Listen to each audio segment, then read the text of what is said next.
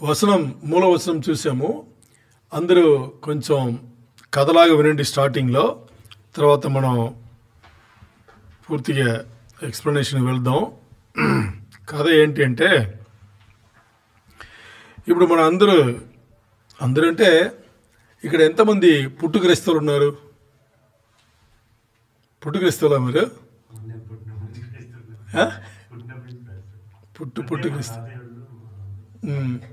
Okay, పుట్టు క్రైస్తవులా? అంటే పుట్టు క్రైస్తవులు లేనప్పుడు ఎక్స్ప్లెనేషన్ ఇవ్వాలేమో. ఓకే, అది ఇంకో రోజు చూద్దాం. ఈరోజు అసలే సబ్జెక్ట్ దేవుడు ఎక్కువ ఇచ్చాడు ఈరోజు. ఇప్పుడు ఏ టైం నాకు ఇచ్చారు మీరు? 11:20. ఓకే, అందరు ఫ్రీ మైండ్లో ఉండండి, దేవుని తలంపులతో ఉండండి, బట్ ఫ్రీ మైండ్లో ఉండండి. ఎందుకు పుట్టు క్రైస్తవులు లేదు మారు మనసు పొందిన క్రైస్తవుల నుంచి ఎందుకు మాట్లాడతారంటే, పుట్టు క్రైస్తవులు వచ్చేసి దాని మాట్లాడింది కన్నా మనం ఇప్పుడు ఒకటి చేసామనుకోండి, చిన్న నుంచే మనకు ఒకటి చేస్తూనే ఉన్నాం అనుకోండి, చేస్తుంటే మనకి అలవాటు అయిపోతుంది. ఇప్పుడు ఇళ్ళలో తల్లి తండ్రులు తిట్టేటప్పుడు మనకి ఇక్కడ ఏం అనిపించదు. ఎందుకు అనిపించదు చెప్పండి? తండ్రి కాబట్టి తల్లి కాబట్టి కాదు, అది చిన్న నుంచి విన్నాము. వాళ్ళ పెంపకం వచ్చేసి అలా ఉంటుంది. ఇంకోటి మనకి ఒక నమ్మకం పైన వెళ్తా ఉంటే వాళ్ళు ఏం చేసినా నాకు మంచిగా చేస్తారు, అంతే కదా. అందుకని ఒక్కోసారి గట్టిగా తిడతారు, వాళ్ళు కొట్టను కూడా కొడతారు. అంటే విశ్వాసులు అయితే కొట్టరు, విశ్వాసులు అయిన తర్వాత. బట్ విశ్వాసులు అయిన తర్వాత వాళ్ళు తిట్టేదే కొట్టినట్టుగా ఉంటుంది అన్నమాట. కొంతమంది ఉన్నారు అలాగా, చాలామంది ఉన్నారు. ఇప్పుడు చిన్న నుంచి మనకు విషయం అలవాటు అయిపోతే దానిపైనే భయం పోతుంది, అది పర్లేదు. ఇంకోటి మర్యాద కూడా పోతుంది. భయం పోతుంది, మర్యాద కూడా పోతుంది. పోకూడదు, భయం పోకూడదు, మర్యాద కూడా పోకూడదు, మరి పోతుంది. పుట్టు క్రైస్తవులు నేను కించపరిచి మాట్లాడట్లేదు. ఏమవుతుందంటే, దేవుని యొక్క విలువ ఎప్పుడు తెలుస్తుంది? ఎవరైనా కానీ, పుట్టు క్రైస్తవులు కానీ మారు మనసు పొందిన క్రైస్తవులు కానీ, ఎప్పుడు అది ఆ దేవుని యొక్క విలువ, ఆయన కోసం పరిగెట్టాలి, ఆయన కోసం పౌలు భక్తుల్లాగా చావైనా మేలు, అంటే ఆయన కోసం పౌలు భక్తుల్లాగా చావైనా మేలు అని చెప్పేసి ఎప్పుడు ఆ నిర్ణయం వస్తుంది అంటే, దేవుని యొక్క మహిమను చూసిన వాళ్ళు, దేవుని యొక్క అద్భుతాలు చూసిన వాళ్ళు. అంటే మనం అందరూ ఇప్పుడు ఆన్లైన్ ఉండేవాళ్ళు, ఇక్కడ ఉండేవాళ్ళు అందరూ కూడా మన కింద స్థాయి నుంచే వచ్చిన వాళ్ళు, లేకపోతే పై స్థాయిలో ఉండి పడిపోయి మరీ వచ్చి ఉంటాం, ఏదో ఒకటి చేస్తుంటాం. సో మనకు బాగా అర్థమవుతుంది ఇక్కడ మారు మనసు అనేది ఎంత ఇంపార్టెంట్ అంటే, దేవుడు ఇస్తే వస్తుంది, దేవుడు ఇస్తే వచ్చేది. ఎందుకు మన నీటి బాప్టిజం తీసుకుని మరి పరిశుద్ధాత్ముడు బాప్టిజం? పుట్టు క్రైస్తవులకు చూడండి, నార్మల్గా పుట్టు క్రైస్తవులకి దేవుడి దగ్గర నుంచి ఒక రెవల్యూషన్ లేకపోతే, దేవుడి దగ్గర నుంచి ఒక ప్రకటన లేకపోతే, దేవుని పిలుపు లేకపోతే ఈ పుట్టు క్రైస్తవులకు ఏమవుతుందంటే ఆ మారు మనసు పూర్తిగా జరగదు. మారు మనసు పూర్తిగా జరగదు. మరి పుట్టు క్రైస్తవులు అయిన వాళ్ళు చాలామంది నాకు తెలుసు, అంటే కొన్ని వందల వేల మంది తెలుసు. వాళ్ళకి దేవుడు మాట్లాడితే వాళ్ళు దాని ముందు అన్నీ ఇలా ఉండేవాళ్ళు. ఆ తర్వాత ఏమైంది, మొత్తాన్ని వాళ్ళు మారిపోయారు అనమాట. ఎందుకంటే దేవుని పిలుపు, దేవుడు మాట్లాడాడు, దేవుడు దర్శనం ఇచ్చాడు, అందుకని ఇంకేం చేయలేము. ఓకే, ఇప్పుడు ఈరోజు మనకు దేవుడు ఇచ్చిన ఈ వాక్య భాగం వచ్చేసి పుట్టు క్రైస్తవుల లేదు మధ్యలో మారు మనసు పొంది వచ్చిన క్రైస్తవుల అనేది కాదు. దేవుడు నడిపింపు ఉండే ఎవరినా కానీ, విశ్వాస అయిన ఎవరినా కానీ చేయవలసిన పని గురించి మాట్లాడుతున్నాడు దేవుడు. ఇంకోటి వచ్చేసి మన అందరు కూడా ఇతర మతాల గురించి మనకు బాగా అలవాటు. ఎందుకు అలవాటు అంటే, మనం ఏదో ఆకర్షింపబడి హైందవ్యం వెళ్ళాలి, బుద్ధిజం వెళ్ళాలి, లేకపోతే ఇస్లాం వెళ్ళాలి, దీని వెళ్ళాలి అని మనం ఎవరు వెళ్ళిన వాళ్ళు కాదు. మరి మన చిన్న నుంచి మన పెంపకం, మన చుట్టూ ఉన్న వాతావరణం ఎలా ఉన్నది, అందరూ వీలే ఉన్నారు. మీరు ఇప్పుడు నాకు చెప్పండి, నాకు ముస్లిం సహోదరుడు ఎవరిని తెలియదు, ఎవరిని చేయగలరా? ఇంతవరకు వచ్చిన జీవితంలో అభితో సగా ఉండేవాట్ల, అభి చిన్నవాడు కాబట్టి అభితో సగా చూస్తే నాకు ఇంతవరకు నా జీవితంలో ముస్లిం సోదరుడు ఇంతవరకు ఎవరు దొరకలేదు, నాకు తెలియదు. చెప్పగలరా? చెప్పలేడు. అలాగే బుద్ధిజం అక్కడక్కడ మన జాబులు చేసే చోట్ల ఉంటారు. ఇప్పుడు ఇలా ప్రతి మొదల హైందవ్యులు అందరూ వాళ్ళతోనే ఉన్నాం. ఈరోజు కూడా వాళ్ళతో ఉన్నాం. వాళ్ళ నుంచి మనం రాలేకపోతున్నాం, వాళ్ళ నుంచి బయటలో పడి రాలేకపోతున్నాం. ఎందుకు అంటే పుట్టిన దాని నుంచి చూస్తున్నాము, వాళ్ళు చేసిందే మనం చేస్తున్నాం. విశ్వాసులు అయిన తర్వాత మారాలి అని అనుకుంటాం, కానీ మారుతామా? చాలా కష్టపడతాం. ఎంత ప్రయత్నాలు చేయాలంటే అంటే విపరీతంగా ప్రయత్నాలు చేయాలి. అది చేస్తే కానీ మనం అవ్వదు. మరి ఎందుకు ఈ వారానికి ఒకసారి, వారానికి 2 సార్లు, వారానికి 3 సార్లు మనం ఈ దేవుని మాటలు వింటామంటే కారణం ఇదే. ఏంటి? ఆ పాత తలంపులన్నీ పోవాలి, ఈ దేవుని వాక్యం, దేవుని మాటలన్నీ వెళ్తుండాలి అని చెప్పేసి విశ్వాసాలు అయిన తర్వాత కూడా ఆ అలవట్టు అంటే చిన్న నుంచి హ్యాబిటేషన్ అంటారు కదా, హ్యాబిట్స్, దానివల్ల మనం చాలా కష్టపడతాం. మరి కొంతమంది చూస్తే డైరెక్ట్ దేవుడు అలా కొట్టి తీసుకొస్తాడు. పౌలు చూడు ఏం చేశాడు? ఇలా చాలామంది ఉన్నారు. అలా తీసుకొచ్చే వాళ్ళు ఇంకా వెనక్కి చూడని లేవు, అలా కూడా ఉన్నారు. మరి ఈరోజు ఎలాంటి వాళ్ళైనా కానీ విశ్వాసులు తప్పితే ఇంకా ఎలాంటి వాళ్ళైనా కానీ స్వార్థ చెప్పాల్సిందే కదా. ఎవరన్నా స్వార్థ వినాల్సిందే కదా. వినాలి, నీటి బాప్టిజం తీసుకోవాలి, పరిశుద్ధాత్మ సహవాసం పొందాలి, తర్వాత ఇంకేం చేయాలి? దేవుని రాజ్యంలో బతకాల్సిందే. అంతేనా? ఓకే. ఇప్పుడు మనందరూ భారతీయులు కాబట్టి మన దేశంలో హైందవులు ఎక్కువ. క్రైస్తవులు ఎంతమంది ఉన్నారు తెలుసా? ఒక రేషియో తెలుసా? పర్సంటేజ్ తెలుసా? 3%. 15 ఎక్కడున్నారు? 3%. లేటెస్ట్ ఏమైనా స్టాటిస్టిక్స్ వచ్చిందేమో నాకు తెలియదు. నాకు తెలిసినంతవరకు 3%. 15 అంటే ఇంకా సంతోషం. అది కూడా తక్కువనా ఎక్కువనా? ఎన్ని కోట్ల మంది ఉన్నారు? 1.2 బిలియన్ అంటే 120 కోట్లు. 120 కోట్లు నేను 4 సంవత్సరాల ముందే విన్నాను. ఇప్పుడు 140 పోయింది మాట్లాడుతున్నారు. 140 మాట్లాడుతున్నారు. మేబీ ఇప్పుడు 150 అయి ఉండొచ్చు. 150 కోట్లు జనాభా ఇండియాలో.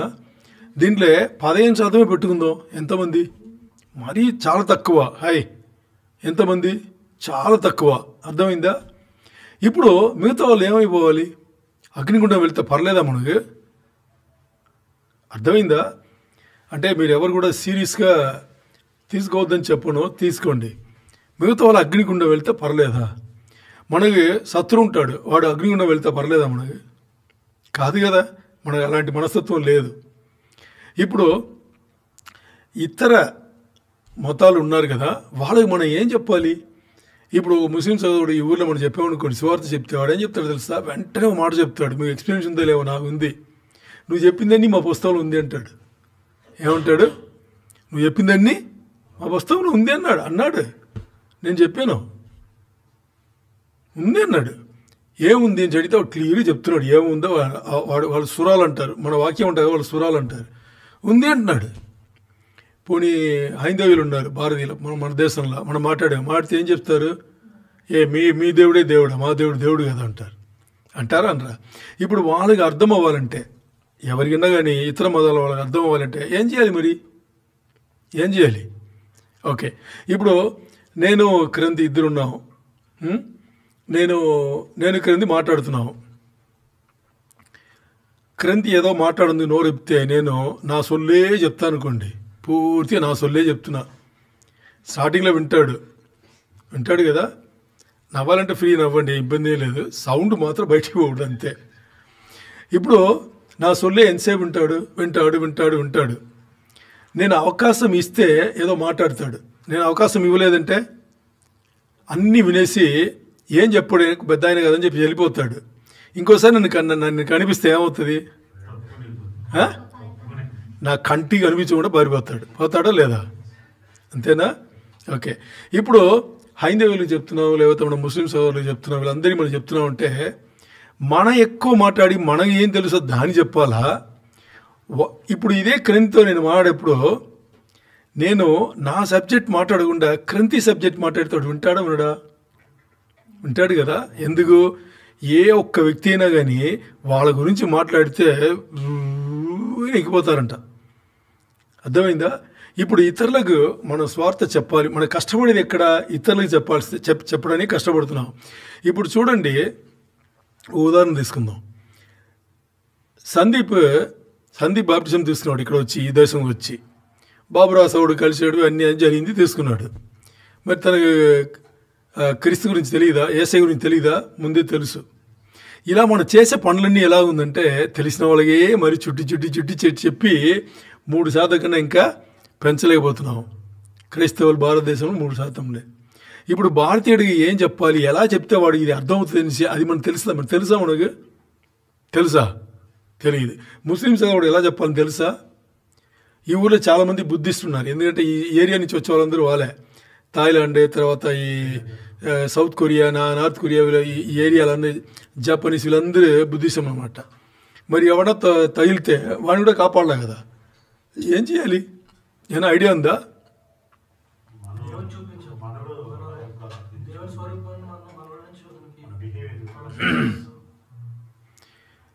ఇది చూపిస్తాం.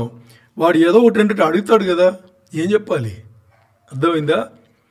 ఇప్పుడు ఈరోజు దేవుడు మాట్లాడమనింది అదే. అర్థమైందా? ఓకే. ఇప్పుడు మనకు ఎక్కువ పరిచయం హైందవ్యులతోనా ముస్లిం సోదరులతోనా? భారతదేశాలు కాబట్టి హైందవ్యులతో, అంతేనా? హైందవ్యంలో హీరో ఉన్నారు కదా, హీరోలు.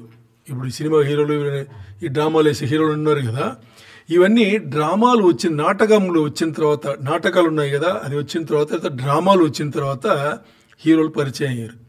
మరి దాని ముందు ఎవరి మాట వింటారు అంటే, ఎవరి మాట? ఎవరెవరు చెప్తారనుకుంటా. హీరోలు దాని ముందు జనాలందరూ మాటలు వింటారు. ఎవరి మాట వింటారు? కథ. ఎవరు పేరేంటి? దగ్గర వచ్చావు చెప్పు కదా. ఇంకో మాట ఉంది వాళ్ళది. అన్ని చెప్తున్నారు కానీ మీరు ఎంత తెలివిన వాళ్ళు తెలుసా? నాకు ఒకటి కావాలి, మీరు 10 చెప్పేస్తున్నారు. మీరు చెప్పేది కరెక్టే, దానికి ఒక పదం ఉంది, మీరు చెప్తా అంటారు. అదే ఎస్. చెప్పనా? గురువుని వినలేదా కదా? అందరికీ తెలిసి ఈ పదం గురు మాట ఏం చెప్తున్నా కానీ వింటారు. అలాంటి తత్వంలో హైందవ్యం వచ్చేసి ఆ తత్వంలో వచ్చింది. గురువు ఏం చెప్పినా వినాలని. అర్థమైందా? తర్వాత ఈ గురువు వల్ల కాలేదని వాళ్ళకే అర్థమయ్యి దాన్ని దేవుడి పైన మోపేశారు. గురువు వల్ల కాదు అనేది అయిపోయి ఆ తర్వాత ఆ గురువును రీప్లేస్ చేసి దేవుడి వల్లనే అవుతుంది అని చెప్పేసి మోపి ఏం చేశారు తెలుసా? ఈ వేదములు, ఋగ్వేదం, యజుర్వేదం, సామవేదం, అథర్వణ వేదం, ఈ పరిషత్తులు ఉన్నాయి కదా, హైందవ పరిషత్తులు ఉన్నాయి కదా, ఉపనిషత్తులు, ఇవన్నీ ఏం చేస్తారంటే గురు అని వచ్చి ఇంకా మనిషి వల్ల, గురు మనిషే కదా, మనిషి వల్ల కాదని చెప్పేసి ఇంకేమైంది? పైన వచ్చింది. ఎవరి వల్ల? ఇంకా దేవుడి వల్లనే అని చెప్పేసి ఏమైందో చూద్దాం. ఇప్పుడు గురు అనే పదానికి మీరు నేను చెప్పాను కదా, ముస్లిం వాళ్ళ బుక్లో మనం చెప్పేదే ఉంటుందని, అలాగే హైందవ్యంలో కూడా మనం ఏం మాట్లాడతాం అదే ఉంటుంది. మరి మనం మాట్లాడితే మన యేసయ్య మనకు ఉన్నాడు, మనల్ని కాపాడాడు, రక్తం కాచి మనల్ని కాపాడాడు కదా. మరి దాంట్లో దారి లేదు, దాంట్లో దిక్కు లేవు, వేరే దేంట్లో లేవు. ఇది వాళ్ళే చెప్తున్నారు. ఇప్పుడు మనం ఇది మాట్లాడితే వాళ్ళు మన దగ్గర ఓకే కదా, మనకి ఇది లేదు కదా అని చూస్తారా? లేదు మన చుట్టే చెప్తుంటే వాళ్ళు వస్తారా? ఆలోచించేయాలా? ఎప్పుడు మనం చెప్పినా ఎదుటి వాడికి ఏముంటుందా? మాకు కూడా అలా ఉంది. వాడికి అస్సలు మీకు తెలుసా, క్రైస్తవులకు దేవుడి గురించి తెలిసినంత వేరే ఏ మతవాడిని ఎవడికి తెలియదా? ఇది మనకు పెద్ద అడ్వాంటేజ్. స్వార్థ పంచాలంటే ఇది పెద్ద అడ్వాంటేజ్. ఇప్పుడు మనం వాళ్ళ గురించి కొంచెం వాళ్ళ మతం ఏముంది ఏమి లేదు అని మనం తెలుసుకుంటే స్వార్థ ఈజీ చెప్పొచ్చా?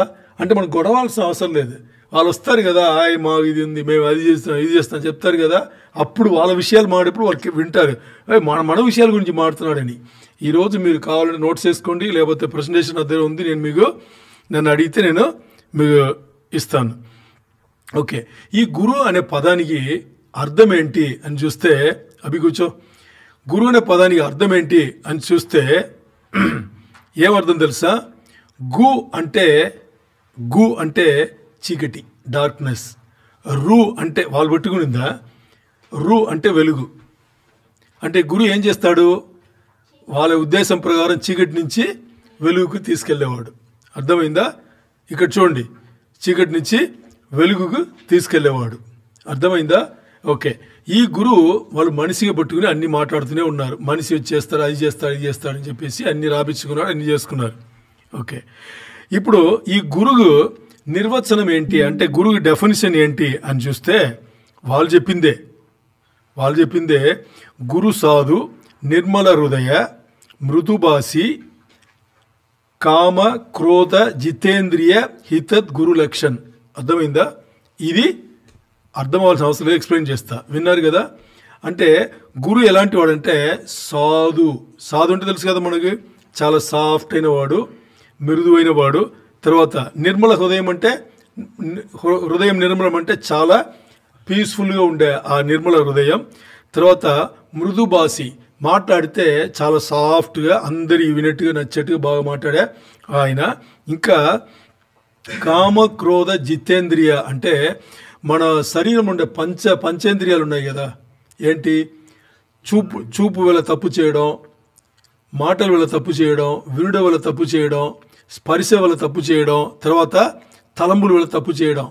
ఈ పంచేంద్రియాలు ఉన్నాయి కదా, దీనే కామ క్రోధ జితేంద్రియ.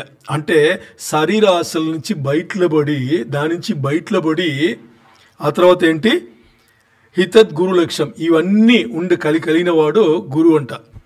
ఇది మనిషి ఉండడానికి అవకాశం ఉందా? ముందు వాళ్ళు ఏం చేసుకున్నారు, ఇది ఒక మనిషికి పెట్టి రాసుకున్నారు. లేదని ఇప్పుడు దేవుడి పైన మోపే, ఇంకా దేవుడి చేయాలని చెప్పేసి చేశారు. ఈ గురువు వచ్చేసి ఇలా ఉండాలి అని చెప్పేసి. ఓకే, ఇప్పుడు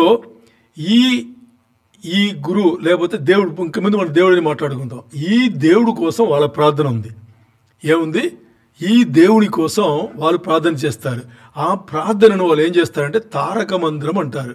ఏమంటారు అంటే, ఎవడన్నా కానీ ఈ ప్రార్థన చేస్తే వాళ్ళ తారక మంత్రం. ఇప్పుడు మన తారక మంత్రం ఏంటి? క్రైస్తవుల తారక మంత్రం ఏంటి?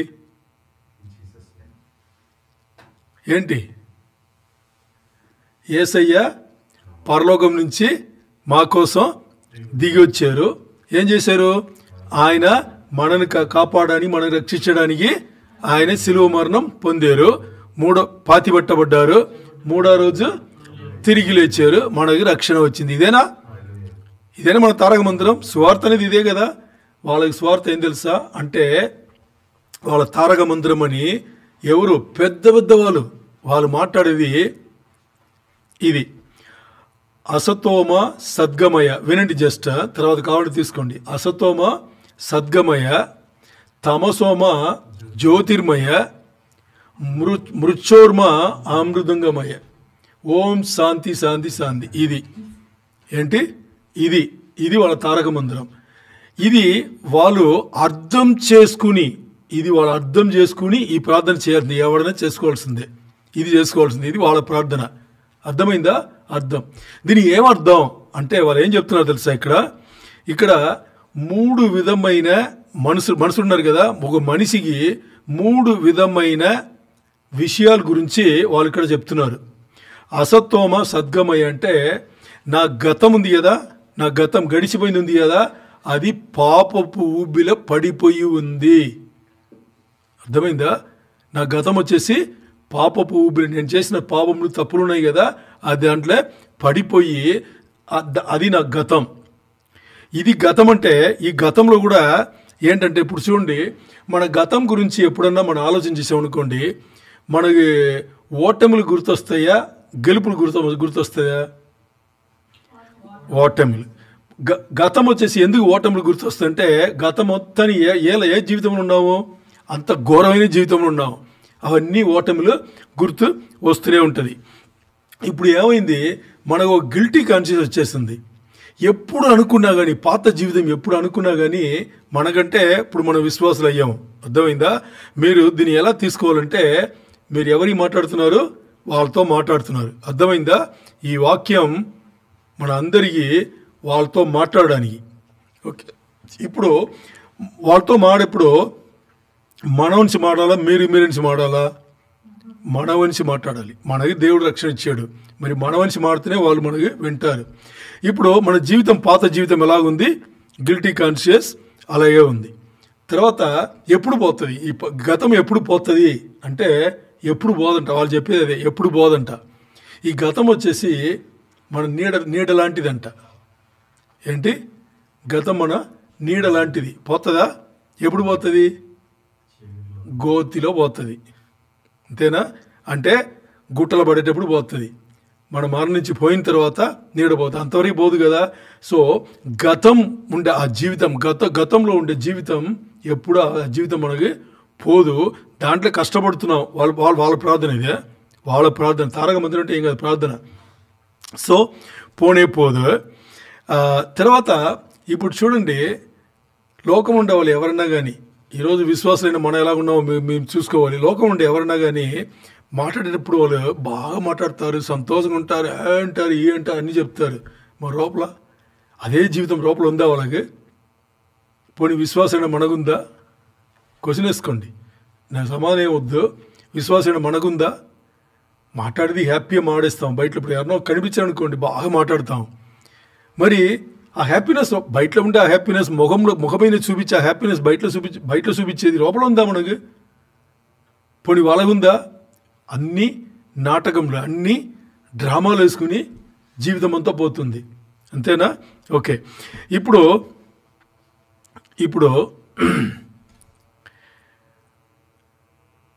ఈ భగవద్గీత అంటున్నారు కదా, ఈ భగవద్గీతలో ఇద్దరు ఉంటారు తెలుసా మీకు? భగవద్గీతలో రెండు క్యారెక్టరే, వేరే ఏ క్యారెక్టర్లు ఉండవు. విన్నారా? వినలేదా? వినండి. భగవద్గీతలో 2 క్యారెక్టర్లు, ఒకటి శ్రీకృష్ణుడు, ఇంకోటి అర్జునుడు. ఇద్దరే. ఈ ఇద్దరికి 18 అధ్యాయంలో ఒక బుక్ 720 శ్లోకములు పెట్టారు. దీన్ని భయంకరంగా చదువుకుంటారు. హైందవులు చూస్తే భయంకరంగా చదువుకుంటారు.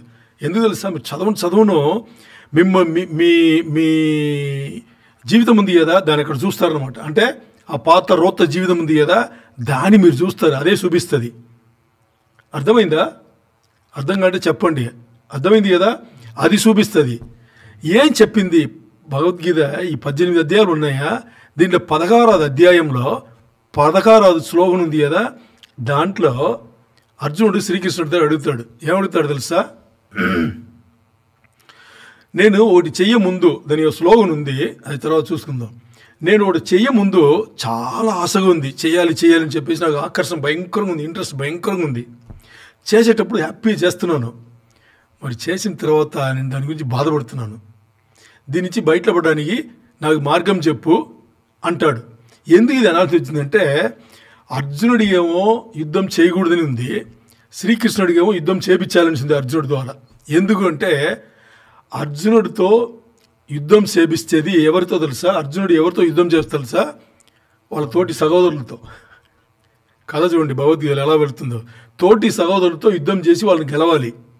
దానికి శ్రీకృష్ణుడు, ఆయన దేవుడు అంట, శ్రీకృష్ణుడు ఏం పూనుకున్నాడు? తోటి సహోదరుని కొట్టమని, చంపమని అర్జునుడి దగ్గర చెప్పేది భగవద్గీత.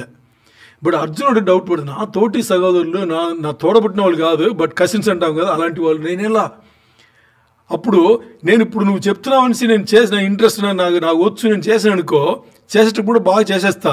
మరి చేసి వచ్చిన తర్వాత నేను బాధపడితే నా పాత జీవితం మొత్తానికి అలాగే ఉంది, ఇప్పుడు అలాంటి పని నువ్వు చేయమంటున్నావు, ఎందుకు చేయాలి? దీన్ని నువ్వు ఆన్సర్ ఇస్తే నేను, అర్థమైందా? భగవద్గీత అందరు ఇష్టంగా చదివిన భగవద్గీత ఇది మాట్లాడుతుంది. ఓకే, ఇప్పుడు ఈ పాత జీవితం ఉంది కదా, ఈ పాత రోత జీవితం ఇలాగుంది, దీని నుంచి బయటలో పడే దారి చూపు అని దేవుడి దగ్గర ప్రార్థన చేస్తున్నారు. అసతోమ సద్గమయ. అర్థమైందా? ఇప్పుడు రెండవది వచ్చేసి తమసోమ జ్యోతిర్గమయ.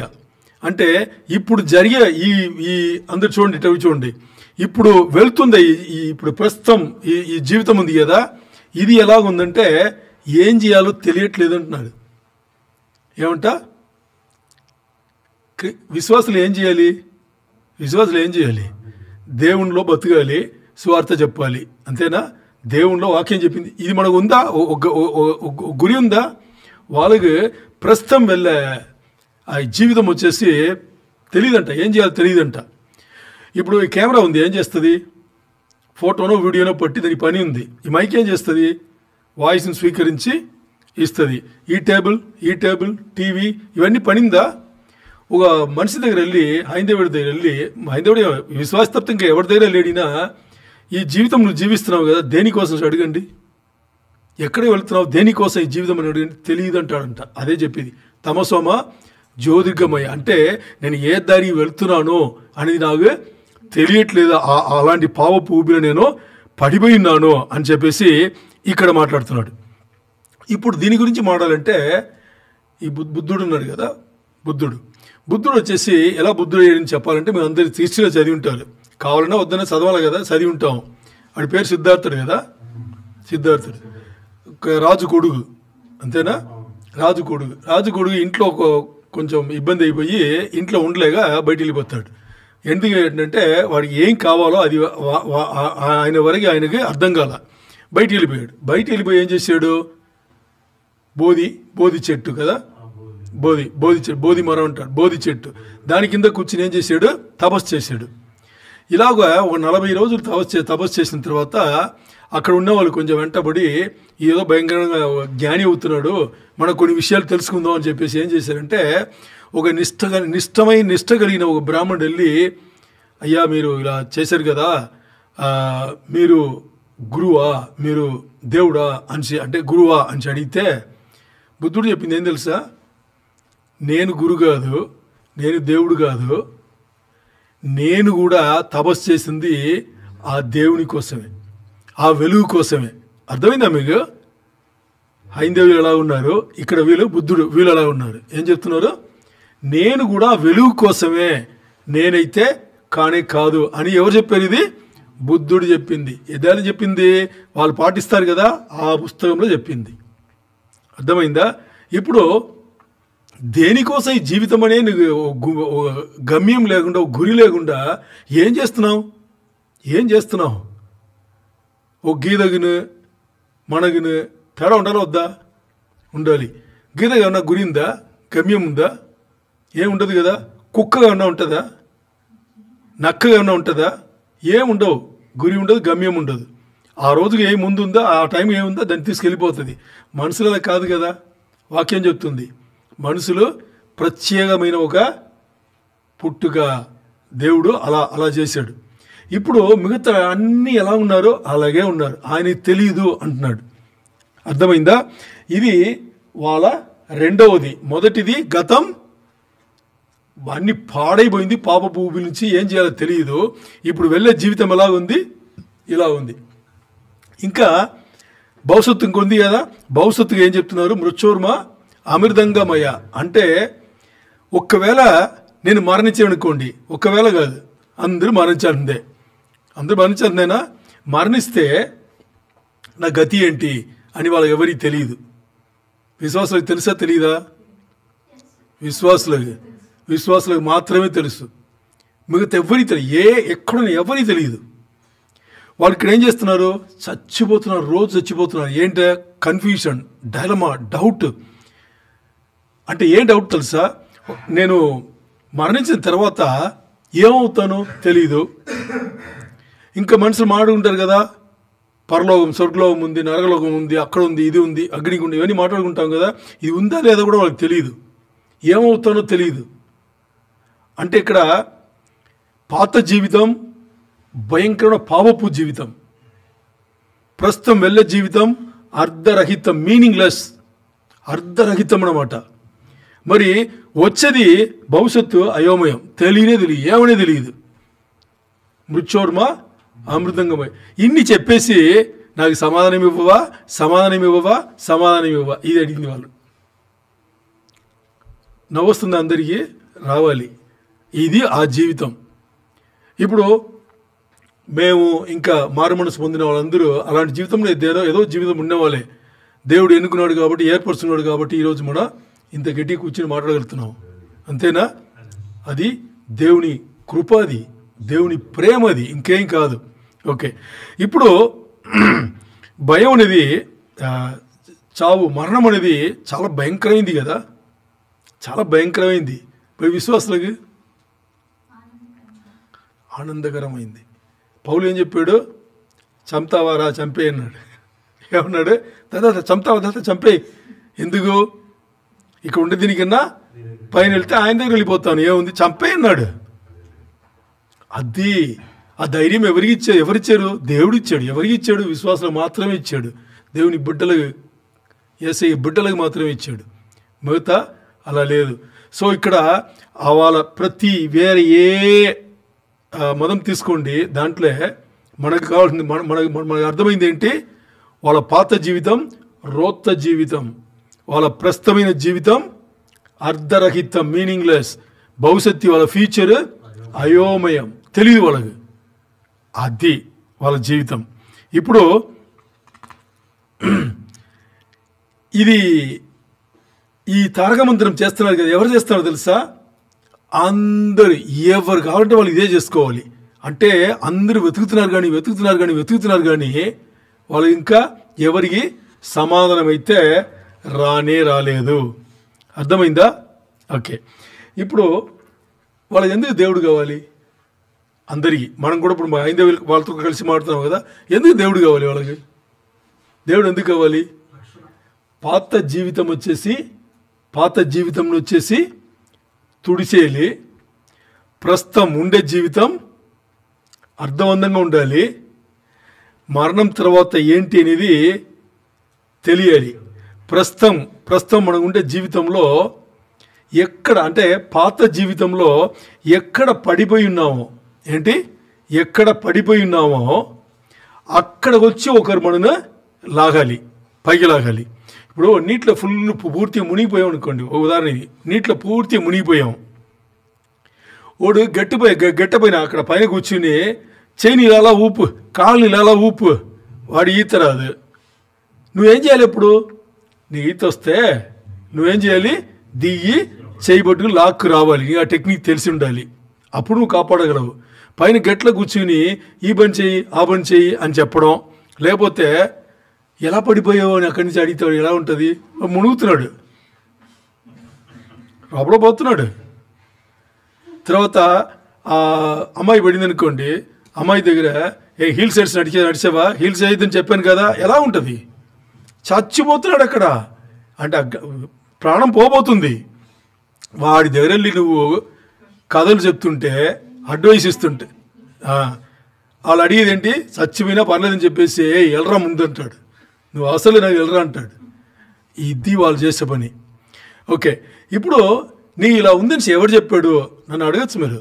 హైందవ ఇలా ఉందని ఏం గ్యారంటీ అంటే, ఒక నిష్ట కలిగిన ఒక బ్రాహ్మణుడు రోజు ఉదయం తెల్లవారి, అంటే ఇంకా చీటి ఉండేటప్పుడే చేసే ప్రార్థన ఏం తెలుసా? వాళ్ళు చేసే ప్రార్థన ఇక్కడ చూడండి. పాపోహం పాపకర్మాహం పాపాత్మం పాప సంభవే త్రాహిమాం శరణకథ వాత్సల్యం. ఇది వాడు చేసే ప్రార్థన. దీని ఏం అర్థం తెలుసా? పాపంలో ఉన్నాను, అంటే పాపోహం, పాపంలో ఉన్నాను. పాప కర్మాహం, నేను చేసిన కర్మలన్నీ, అంటే చేసిన పనులన్నీ, నన్ను ఇప్పుడు చేస్తున్న పనులన్నీ కూడా ఏం చేస్తుంది? నన్ను పాపంలోనే ఉంచుతుంది. ఇంకోటి పాప సంభవే త్రాహిమాం, అంటే దాన్ని పోగొట్టుకోవడానికి నీ దగ్గర నేను భిక్ష తీసుకుంటున్నాను, అంతా అడుగుతున్నాను. అర్థమైందా? దానివల్ల నాకు శరణకథ వాత్సల్యం, అంటే నన్ను దీని నుంచి తప్పించి అన్న చెయ్యి బాబు అని చెప్పేసి రోజు ఉదయం ప్రార్థన చేస్తున్నాడు. సొల్యూషన్ ఉందా వాళ్ళకి? ఉందంటారా? నాకేమో ఇవన్నీ చదివిన తర్వాత ఏమి ఉన్నట్టు లేదు. మీకు ఉంటే ఇంకా మీరు వెళ్ళి వాళ్ళకి చెప్పాల్సిందే, మా దీనికి రావద్దు, మీకు కూడా సొల్యూషన్ చేసుకోండి అని. ఉందా? నిష్ట కలిగిన ఒక బ్రాహ్మణుడు చేసే పని రోజు ఉదయం చేసేది ఈ ప్రార్థన. ఇప్పుడు మీకు పట్టు దొరికిందా లేదా? అంటే వాళ్ళని కదిలించాలి. మనల్ని స్వార్థ చెప్పేది తర్వాత, బట్ ముందు కదిలించాలి. ఏమని కదిలించాలి? నీ చెప్పరా బాబు, వినండి, కాసేపు వినండి ఏం చెప్తాడు. చెప్పిన తర్వాత అప్పుడు మీరు మెల్లిగా సాఫ్ట్ వాయిస్లో ఇది బాబు ఎందుకు జీవితాలను పోగొట్టుకుంటావు, నువ్వు మాత్రం కాదు నీ మొత్తానికి చూడు, నీ అబ్బాయి అంటే నీకు ఇష్టమే కదా, నీ అమ్మ నాన్న అంటే నీకు ఇష్టం లేదా అని మెల్లిగా ఫ్రెండ్లీ మనం ఆడప్పుడు అప్పుడు వాళ్ళకి అర్థమవుతుంది. ఇప్పుడు మనుషులందరూ పాపంలోనే ఉన్నారు అనేది వాక్యం చెప్తుంది. ఎవరైనా కానీ అంటే విశ్వాసులు ముందు దాంట్లోనే ఉన్నారు, ఇప్పుడు అందరూ పాపంలోనే ఉన్నారు. ఇప్పుడు దీనిచ్చి మీరు ఏ యాంగిల్ వినాలంటే నేను విశ్వాసి కాదని వినకూడదు. అర్థమైందా? మీరు అన్నిలకు వెళ్ళి స్వార్థ చెప్పబోతున్నారు దానికి. ఓకే, ఇప్పుడు దీనిచ్చి బయటపడడానికి నా పాత జీవితం పాపపు జీవితం, ఇప్పుడు ప్రస్తుతం వెళ్ళే జీవితం అర్ధరహితం మీనింగ్లెస్, వచ్చే జీవితం భవిష్యత్తు అయోమయం. దీనించి బయటపడాలంటే ఇంకా ఎవరు రావాలి అని వాళ్ళే రాసుకున్నారు. ఎవరు? దేవుడు రావాలంట. ఎవరు రావాలంట? దేవుడే రావాలి. ఎందుకంటే మనసులో వాళ్ళు అవ్వలేదని తెలిసింది కదా, దేవుడే రావాలి అని చెప్పేసి రాసుకున్నారు. ఇప్పుడు ఈ ఈశాన్య సనాతన మతం హైందవ్యం, ఈశాన్య సనాతన మతం అంటే హైందవ్యం అనమాట. ఈ హైందవ్యం నుండి ఒక 40 సంవత్సరాలు ఉండే ఒక వయసు ఉండే ఒక ఆయన చికాగో వెళ్ళాడు, అమెరికాకు. అక్కడ మా మతం ప్రపంచాన్నే చాలా గొప్పది, మీరు వినండి, నేను మతం గురించి చెప్తాను, మీరు వినండి అని చెప్పేసి. అమెరికాలో ఉండేది ఎక్కువ ఉంది, ఎవరు తెలుసా? 98% క్రైస్తవులే. ఎవరు? 98% క్రైస్తవులే. అక్కడ వెళ్ళి మా మతం గురించి అప్పుడు వినండి అంటే వాళ్ళు విన్నారు, ప్రసంగం విన్నారు.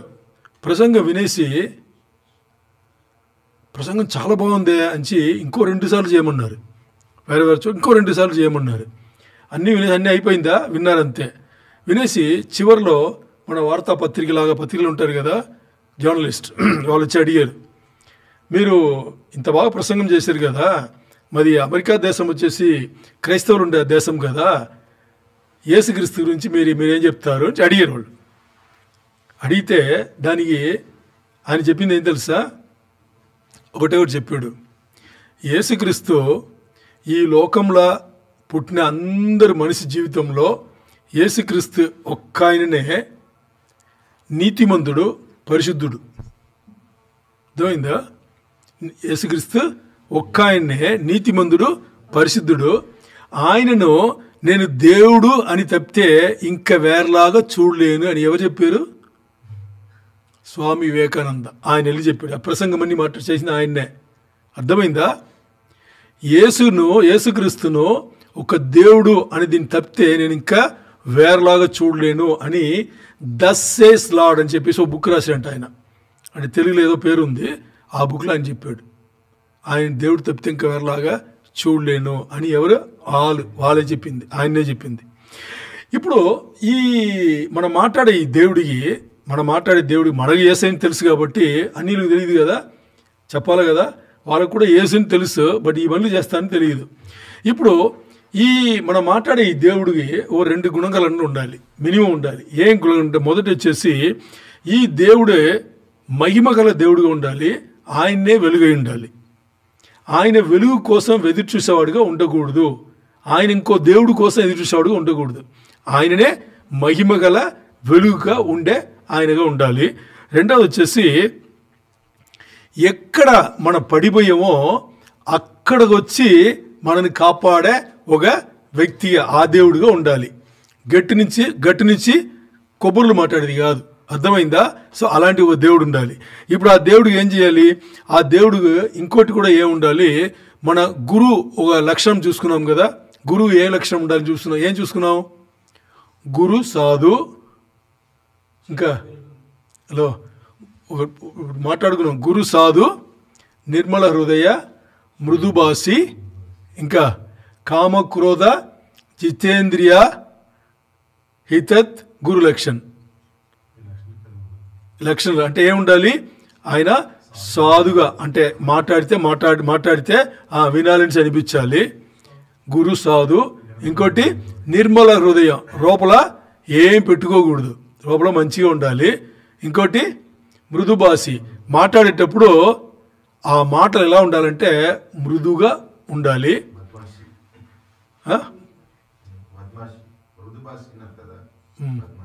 అంటే అదేనా? ఆపోజిటా? ఓకే. ఇంకా కామ క్రోధ జితేంద్రియ ఏంటి చెప్పాను? కామ క్రోధ జితేంద్రియ హితత్ గురులక్షణ్ ఇది చెప్పారన్నమాట. అంటే కామ క్రోధ అని మనకు తెలుసు. ఒకరిని చూడగానే చూసేటప్పుడే వాళ్ళతో ఉపచారం చేయడం, మన చూపులు అలా ఉంటుంది అనమాట. అంటే వాళ్ళతో మాట్లాడాలి, మనం ఎలాగే మాడాలి, మన చూపులు ఇలా ఉంటుంది. ఎక్కడెక్కడికో తలములు వెళ్ళిపోతుంది కదా, ఇవన్నీ పెట్టుకో గురువు దగ్గర, అంటే వచ్చే దేవుడి దగ్గర అది ఉండకూడదు. ఇంకోటి ఏముండాలి? క్రోధం, ఎవరి దగ్గర కూడా ఎనిమిటి పెట్టుకోకూడదు, ఎవరిని కూడా శత్రువుగా చూడకూడదు. కామ క్రోధ ఇవన్నీ మనం రూపంలో దీని అన్నీ మనం ఏంచి అన్నీ అంటే మన తలంబులు, మన కంటి చూపు, మన మాటలు, మన స్పర్శ, మన ఇవన్నీ కూడా అర్థమైందా? ఇవన్నీ కూడా ఎలా ఉండాలంట? అన్నిని గెలిచిన వాడిగా ఉండాలంట. అలాంటి ఆయన వస్తే వాళ్ళకు పాప విమోచనం దొరుకుతుంది వాళ్ళే రాసుకున్నారు, అంతే కదా. ఇప్పుడు వాళ్ళ దేవుళ్ళు ఎవరైనా ఉన్నారా? ఏమైనా చేశారు అలాగా? ఎవరైనా ఒకరున్నారా? ఎవరు లేరు కదా. మరి ఈ దేవుడు ఎవరు? ఇప్పుడు మనం అడగాల్సిన ఎవరే? మీరు ఎవరినో చెప్పు బాబు నుంచి అడగచ్చు. మనం అడిగితే ఏం చెప్తారు? వాళ్ళు బ్లాంక్ నిలబడతారు. ఇప్పుడు ఏం చేయాలి మనం? ఇప్పుడు మన సబ్జెక్టు మనం రావాలి. ఇప్పుడు ఏం చేయాలంటే, ఇప్పుడు చూడండి లోకం ఎలా ఉంది, లోకంలో ఉండే టాప్ పర్సన్స్ ఎలా ఉన్నారని చూద్దాం. ఈరోజు ఆకర్షించేది, అందరికీ లోకంలో ఆకర్షించేది సినిమా ఫీల్డే కదా. ఆ సినిమానే కదా యూట్యూబ్లో అది ఇది భయంకరంగా అన్ని చేసేస్తున్నారు, నెట్ఫ్లిక్స్లో అది అని. ఒక 5 సంవత్సరాల ముందు నాకు అప్పుడు తెలిసింది. 5 సంవత్సరాల ముందు షారుఖ్ ఖాన్ అందరికీ తెలుసు, హోల్ ఇండియాకి తెలుసు. ముందు నార్త్ ఇండియాలో ఉండేవాడు, ఇప్పుడు అన్ని భాషల్లో అన్ని షారుఖ్ ఖాన్ వచ్చేసి సినీ నటుడులు ఉన్నారు కదా, సినీ యాక్టర్స్, దాంట్లో ధనవంతుడు అంటే ఎక్కువ ఇన్కమ్ సంపాదన వచ్చేది వాడి అంట.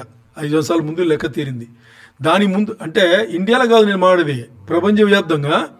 దాని ముందు టామ్ క్రూయిజ్ అని ఉన్నవాడంట. ఆయన బయటలో ఎక్కడో హీరో, ఎక్కడో హాలీవుడ్ ఏ వుడ్, అక్కడ టామ్ క్రూయిజ్ వచ్చేసి 900 కోట్లు సంపాదిస్తాడంట. మనవాడు 30 కోట్లు ఎక్కువ, 930 కోట్లు అయ్యి మొదటి స్థానానికి వచ్చాడు. అప్పుడు కరణ్ థాపర్ అని మీరు వినింటారు, ఇంటర్వ్యూ చేసేవాడు. కరణ్ థాపర్ బాగా అంటే క్వశ్చన్స్ అన్నీ భయంకరంగా మాట్లాడతాడంట. నాకు తెలియదు, నేను ఎక్కడో చదివాను. ఈయన షారుఖ్ ఖాన్ ఇంటర్వ్యూ చేసి, నువ్వు ప్రపంచవ్యాప్తంగా ఇంత గొప్పవాడు అయ్యావు కదా, నువ్వేం చెప్తావు అని అడిగితే, చెప్పడానికి ఏముంది, నేను చెప్పడానికి ఏం లేదు అంటే, కాదు నువ్వు సినీ ఫీల్డ్కి రాముందు నాకు ఒంటరితనం ఎక్కువ ఉంది అంటే లోన్లీ ఫీల్ అయ్యాడంట. వాడు ఇచ్చిన ఇంటర్వ్యూ అది. ఒంటరితనం ఎక్కువ ఉంది అని వచ్చాడు కదా, ఇప్పుడు సినిమా ఫీల్డ్లో ఇంత పెద్ద అయ్యారు కదా, ఇప్పుడు మీ ఫీలింగ్ ఎలా ఉందంటే అది చెప్పాడంట. సినిమా ఫీల్డ్ నేను రాముందు నా దగ్గర పిరికితనం ఉంది, వాడు చెప్పింది, నా దగ్గర పిరికితనం ఉండింది, ఒంటరి వాడు అయ్యి ఉన్నాను, ఇప్పుడు ఆ ఒంటరితనం ఎక్కువైంది అన్నాడంట. అప్పుడు కరెంట్ తాపర్ వచ్చి, అదేంటి అలా చెప్తావు అని అడిగాడు. ఎందుకంటే ఇంత పేరు వచ్చింది, అందరూ నిన్ను చూస్తున్నారు, నువ్వు అంటే నా ప్రాబ్లమే అది, నా ఒంటరితనానికి కారణం వచ్చేసి నాకు నేనే శత్రువు అన్నాడంట. ఏమన్నాడు? నాకు నేనే శత్రువు, ఆ ఒంటరితనం నాకు ఉండింది, నేను ఏం చేయాలో నాకు తెలియదు, అందుకని ఏదో ఒకటి చేద్దామని తిని వచ్చాను అంట. అదేంటి అలా చెప్తావు? ఇంత గొప్పవాడైపోయి నువ్వు ప్రతి సినిమాలు నిన్ను చూసి ఇలా ఉండాలి అలా ఉండాలి, నీ హెయిర్ స్టైల్ మార్చుకుంటున్నారు, షర్ట్లు వేసేసుకుంటున్నారు, టీ షర్ట్లు వేసేసుకుంటున్నారు, డ్రెస్సులు మార్చేస్తున్నారు, రంగులు అన్నీ వేసుకుంటున్నారు, నువ్వు ఇలా చెప్తే ఏమందంటే ఇదే నా ప్రాబ్లం అన్నాడంట. ఏమని అడిగితే ఏం చెప్పాడు తెలుసా? ఒక్క సినిమాలన్నా నేను నాలాగా ఉన్నానని అడిగాడు. అర్థమైందా? ఒక్క సినిమాలన్నా నేను నాలాగా ఉన్నానా? ఒక్క సినిమాలను రాగులు అంటారు, ఇంకో సినిమాలో రహీం అంటారు, ఇంకో సినిమాలో సూపర్ మ్యాన్ అంటారు, ఇంకో సినిమాలో స్పైడర్ మ్యాన్ అంటారు, ఇంకో సినిమాలో ఇంకో పేర్లు పెడతారా? నేను ఎప్పుడన్నా నాలాగా ఆ సినిమాలో ఉన్నానా చెప్పండి అంటారు. అదేంటి అలా చెప్తామంటే అదే విచిత్రం. నేను నాలాగా ఉండని సినిమాను చూసి నాలాగా ఉండాలని మీరు అనుకుంటే నేను మిమ్మల్ని గురించి ఏమనుకోవాలి? మొత్తం లోకంలో ఏం చేశాడు తెలుసా? పిచ్చివాళ్ళు రా అన్నారు వాడిని. ఎవరు? నా సినిమాలు చూసే వాళ్ళందరూ, నా సినిమాలు ఎవరి సినిమా చూసినా కానీ దాన్ని చూసి మారాలని అనుకుంటే పిచ్చోళ్ళరా మీరు అన్నాడు. నన్ను చూసి మీరు మారాలంటారా? నేను అక్కడ ఏం చేస్తాను నాకు తెలియదు, వాడు ఏదో చెప్తాడు చేస్తాను. నన్ను చూసి మీరు మారితే మీరు ఏ మనుషులు రా బాబు అని చాలా జెంట్లు అడిగాడు. కరణ్ థాపర్ చప్పుని అయిపోయాడు. ఎందుకు తెలుసా? కరణ్ థాపర్ అనే వాడు ఎలాంటి వాడు అంటే వాడి గురించి రాశారు. వాడు నిక్కచ్చమైన అని నేను చూశాను దాంట్లో. అంటే టాన్ టాన్స్ అడుగుతా అంట, ఎవరిని వదిలిపెట్టంట. అలాంటి వాడు నోరు మూసుకున్నాడు. వాడు కూడా చూసుంటాడు కదా, వాడు కూడా సార్ కనపడ పిక్చర్ చూసుంటాడు కదా. నేను కూడా చూసాను అప్పుడు, ఏదో సినిమా చూసి తమిళలో వచ్చింది చూసాం. ఆలోచించి లోగరి ఓకే, వాడు నార్త్ ఇండియా కదా, వాడిని వదిలేండి. సౌత్ ఇండియా సూపర్ స్టార్ ఎవరు కదా, తెలుగు తమిళనాడులో ఉంటే తెలుగు అసోసియేషన్ ఉన్నారు కదా, వీళ్ళందరూ ఒకసారి పిలిచి బాబు నీకు ఇది ఇస్తాం, ఏంటి విరుదు అంటారు దాన్ని, ఏం చెప్తారు? అవార్డు విరుదేనా? బిరుదు ఓకే, అది ఇస్తాము అని ఇన్వైట్ చేస్తే రానన్నాడంట. ఎవరన్నా సినిమా నటుడు మేము అవార్డు ఇస్తామంటే వస్తారు కదా, సీల్డ్ అన్ని తీసి పెట్టుకుంటారు కదా, రానన్నాడంట. ఏ అంటే నంబర్ 1గా ఉండడం నాకు ఇష్టం లేదన్నాడంట. ఏంటి అదేంటి, ఎవరన్నా తప్పించే దానికోసమే కదా, ఇంత కష్టపడే దానికోసమే కదా, నువ్వెందుకు వద్దు అంటే నంబర్ 1 అవడానికి నాకు ఇష్టం లేదు. ఎందుకంటే నంబర్ 1 అయిన తర్వాత పైన ఎక్కడని ఏమి ఉండదు, కింద రాలేము. అర్థమైందా? నంబర్ 1 పైన ఉందా? లేదు కదా. నంబర్ 1 వచ్చిన తర్వాత పై ఎక్కడని ఏం లేదు, కింద రావడానికి ఇక్కడ ఒప్పుకోదు. ఓటమి ఒప్పుకుంటాడా మనుషుడు? ఒప్పుకోడు. మరి ఎప్పుడన్నా కింద రావాల్సిందే కదా. అంటే ఒకటి కొండెక్కుతాడు కదా, కొండకి ఫ్లాగ్ నాటేసి వస్తారు కదా, అది పెద్ద అచీవ్మెంట్ ఈ లోకంలో, అంతేనా? ఓకే, వాడు ఏదో ఒక శిఖరం అంటే ఒక పీక్ పైన ఎక్కాడు అనుకోండి, ఎక్కి నాటిన తర్వాత అక్కడే ఉండిపోతాడు, దిగాల. అర్థమైందా? ఎంత పైకి ఎక్కినా కానీ ఎప్పుడో దిగాల్సిందే కదా, అది మ్యాటర్. అందుకని రజనీకాంత్ చెప్పాడంట, నాకు వద్దు, నేను నంబర్ 2లోనో నంబర్ 3లో ఉంటానన్నాడంట. మరి నంబర్ 1 ఎప్పుడు వెళ్తావంటే ఎప్పుడు వెళ్ళనన్నాడంట. సార్ కనుక అదే చెప్పాడంట కరణ్ థాపర్ గారు. నువ్వు నంబర్ 1 కాదంటే నేను నంబర్ 1 కాదు, నేను అలా చెప్పొద్దు అన్నాడంట. ఎందుకంటే నంబర్ 1 నేను వెళ్ళాలని అనుకుంటాను కానీ ఎప్పుడు వెళ్తావంటే ఎప్పుడు వెళ్ళనన్నాడంట. ఎందుకంటే అక్కడి నుంచి మరి కింద రావాలి, కింద పడడానికి నాకు ఇష్టం ఉండదు, అందుకని నేను ఎప్పుడు నంబర్ 1 చేయను అనుకోను. రజనీకాంత్ వద్దని దాని అదే రీజన్ అంట. ఆలోచన చేశారా? షారుఖ్ ఖాన్ రజనీకాంత్ చిన్నవాళ్ళ ధనంలో మిగతాని పక్కన పెడితే వాళ్ళు మంచి సంపద కలిగిన వాళ్ళ జీవితాలు ఎలా ఉంది చూసారా? అన్నీ ఒంటరితనం. నీకు నాకు నేను ఈరోజు అన్నీ పోగొట్టున్నావు అనుకోండి, ఒకటి మన దగ్గర ఉంటుంది కదా, అది ఇది వాళ్ళకి లేదు. వాళ్ళకి చెప్పడానికి కూడా విశ్వాసులు ఎవరు రెడీ లేదు. అర్థమైందా? ఇది వాళ్ళకి తెలియపరచడానికి కూడా సాఫ్ట్గా గురులక్షణం ఏంటి, ఆ భాషలో వాళ్ళకి చెప్పడానికి ఎవరు రెడీ లేదు విశ్వాసులు. అర్థమైందా? ఈరోజు దేవుడు ఎందుకు ఈ వాక్యం ఇచ్చాడంటే అది మనం తెలియాలి అనేది. సరే, ఇప్పుడు ఇక్కడి నుంచి అసలైన పాయింట్కి వద్దాం. చూడండి, ఈ హైందవులు ఇప్పుడు ఏం చేసుకున్నారు, ముస్లిం వాళ్ళకి వద్దాం, చివరిలో ఉంది. హైందవులు ఏం చేసుకున్నారు, ముందు ఇవన్నీ ఏమేమి మాట్లాడుకున్నారో ఇవన్నీ బట్టి వాళ్ళు ఏం చేస్తారు, పుస్తకాలు రాశారు. అంటే గుర్తుపెట్టుకొని పుస్తకాలు రాశారు. అదే మనం ఇప్పుడు ఉపనిషత్తులు, తర్వాత వేదములు ఉన్నాయి కదా, ఇవన్నీ రాశారు. ఋగ్వేదం వచ్చేసి 4 వేదాలు రాసుకున్నారు కదా. ఋగ్వేదం ఏం చేస్తుందంటే ఆ దేవుడు ఎలా ఉండాలో, ఆ దేవుడు వస్తే ఎంత మహిమకరంగా ఉండాలో, ఎంత వెలుగు ఉండాలి అని దాని గురించి రాసుకున్నారు ఋగ్వేదంలో. మరి యజుర్వేదం ఉంది కదా, రెండవది యజుర్వేదంలో ఆ దేవుడికి ఏమేమి పూజలు చేయాలి అని చెప్పేసి రాసుకున్నారు యజుర్వేదంలో. ఈరోజు మన సబ్జెక్ట్ అక్కడే. ఈ యజుర్వేదంలో వాళ్ళు రాసుకునే ఈ దీంట్లో ఒక పూజ, ఏం పూజ తెలుసా? ఇవన్నీ కలిగి మనకి ఇవ్వాల్సిన దేవుడు వచ్చేసి ఎలాంటి దేవుడుగా ఉండాలి, ఆ దేవుడు ఎలా రావాలి అని రాస్తే దాంట్లో లోక కళ్యాణం మంచి ఒకటి జరగాలంట. ఏం జరగాలంట?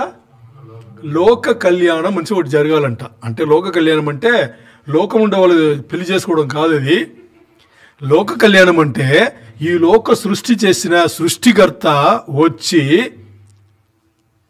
లోక సృష్టి చేసిన సృష్టికర్తనే వచ్చి ఆయన ఆలంబియ పసుగా చేసుకుని ఆయన ఆహుతి చేసుకోవాలంట. ఇది వాళ్ళు రాసింది. ఎవరు రాశారు? వాళ్ళు రాసింది. అర్థమైందా? ఇలా రాసిన దీంట్లో కొన్ని గుణగణనలు ఇలాంటి ఈ దేవుడు ఉండాలని రాసుకున్నారు. ఎన్ని రాశారు తెలుసా? 1008. 1008 గుణగణనలు ఉండాలి అని చెప్పేసి రాసుకున్నారు. క్లియరా? దాంట్లో మనకు కావాల్సిందో 2-3 చూసుకుని ఏమని చూసుకుందాం. మొదటిది ఏం రాసుకున్నారంటే, ఫస్ట్ వచ్చేసి ఆయన వచ్చే దేవుడు వచ్చేసి అంటే రక్షణ ఇవ్వడానికి వచ్చే దేవుడు ఓం శ్రీ బ్రహ్మపుత్రాయ నమ. ఇది వాళ్ళ ఫస్ట్. ఇది ఏంటి? ఓం శ్రీ బ్రహ్మపుత్రాయ నమ అంటే బ్రహ్మ అంటే సృష్టికర్త కదా, ఆయన కొడుగై ఉండాలంట. సృష్టికర్తగా కొడుగై ఉండాలంట. ఇది మొదటిది. ఇప్పుడు మీ అందరికి చాలా హ్యాపీ ఉంటుంది లోపల. ఏంటి అన్నీ మనగే తగులుతుంది, ఇది మనకు కదా ఉంది కదా, అన్నీ మనగే ఉంది. వాళ్ళు కూడా దేవుడు మన దేవుడు కదా సృష్టి చేసింది. రాస్తే మన దేవుడు అబద్ధాలు రాపిస్తాడు అక్కడ. ఓకే, ఓం శ్రీ బ్రహ్మపుత్రాయ నమ. ఇదా. సెకండ్ వచ్చేసి ఓం శ్రీ కన్యసుధాయ నమ. ఏం పెట్టుకున్నారు? కన్య అంటే పెళ్లి కాని స్త్రీ, సుధాయ అంటే కొడుకు. కన్యసుధాయ నమ. ఆయన ఎలా ఉండాలంట? పెళ్లి కాని ఒక స్త్రీకి పుత్రుడుగా ఉండాలంట. కన్యసుధాయ నమ. 3 చూసారా? భయంకరంగా ఉంటుంది. 3 ఏం తెలుసా? ఓం శ్రీ దరిద్ర నారాయణ నమ. ఏముంది? ఓం శ్రీ దరిద్ర నారాయణ నమ అంటే దీనికి అర్థం ఏం తెలుసా? కరెక్ట్. నారాయణ అంటే అన్నీ కలిగినవాడు. అన్నీ అంటే అన్నీ కలిగినవాడు దేవుడు కదా. దరిద్ర అంటే అదే టైంలో జీరోగా ఉండాలంట. అర్థమైందా? అలా ఉండాలంట. ఇది వాళ్ళు రాసుకున్నారు. అంటే మనకు కావాల్సింది. ఇప్పుడు చూస్తే ఈ క్యారెక్టర్ అన్ని వాళ్ళు చెప్పే ఆ దేవుడు ఎవరి దగ్గర ఉంది? హలో, వాళ్ళ దేవుడు. క్వశ్చన్ చూడండి. వాళ్ళ దేవుడు అనుకున్నారు కదా, వీళ్ళు దేవుడు వాళ్ళ దేవతలు అని అనుకున్నారు కదా. ఎవరి దగ్గర ఉంది? లేదు. ఇంకా ఎత్తుకుంటున్నారు. ఏమని? పాపోహం పాపకర్మాహం పాపాత్మ సంభవే త్రాహిమం. అయిపోయింది. శరణాగత వాత్సల్యం ఎక్కడి నుంచి వస్తుంది? లేని చోట్ల. ఇప్పుడు మీరు ఏదో ఒకటి పోగొట్టుకున్నారు, ఇండియాలో పోగొట్టుకుని సౌదీ నుంచి వెతికితే అది వాళ్ళు చేసే పని. ఎక్కడో పోగొట్టుకుని మన ఊర్లో ప్రావర్బ్ ఉంటుంది. ఏమని? సామెత ఉంటుంది. అంటే ఇంట్లో లైట్ లేదు, అక్కడ ఈ చెవిది ఉంది కదా, పడిపోయింది. స్ట్రీట్ లైట్ ఉంటుంది కదా, అక్కడ వచ్చి వెతుకుతుందంట. ఎందుకు? ఏం పడి నుంచి వాడు వచ్చాడు ఇలా చెవిది పడిపోయింది అంటే బంగారం కదా, వాడు వెతికాడు. అరగంట వెతికిన తర్వాత అంటే నాకు ఇది ఎలిమెంటరీ స్కూల్ ఉండేప్పుడు మా టీచర్ చెప్పింది.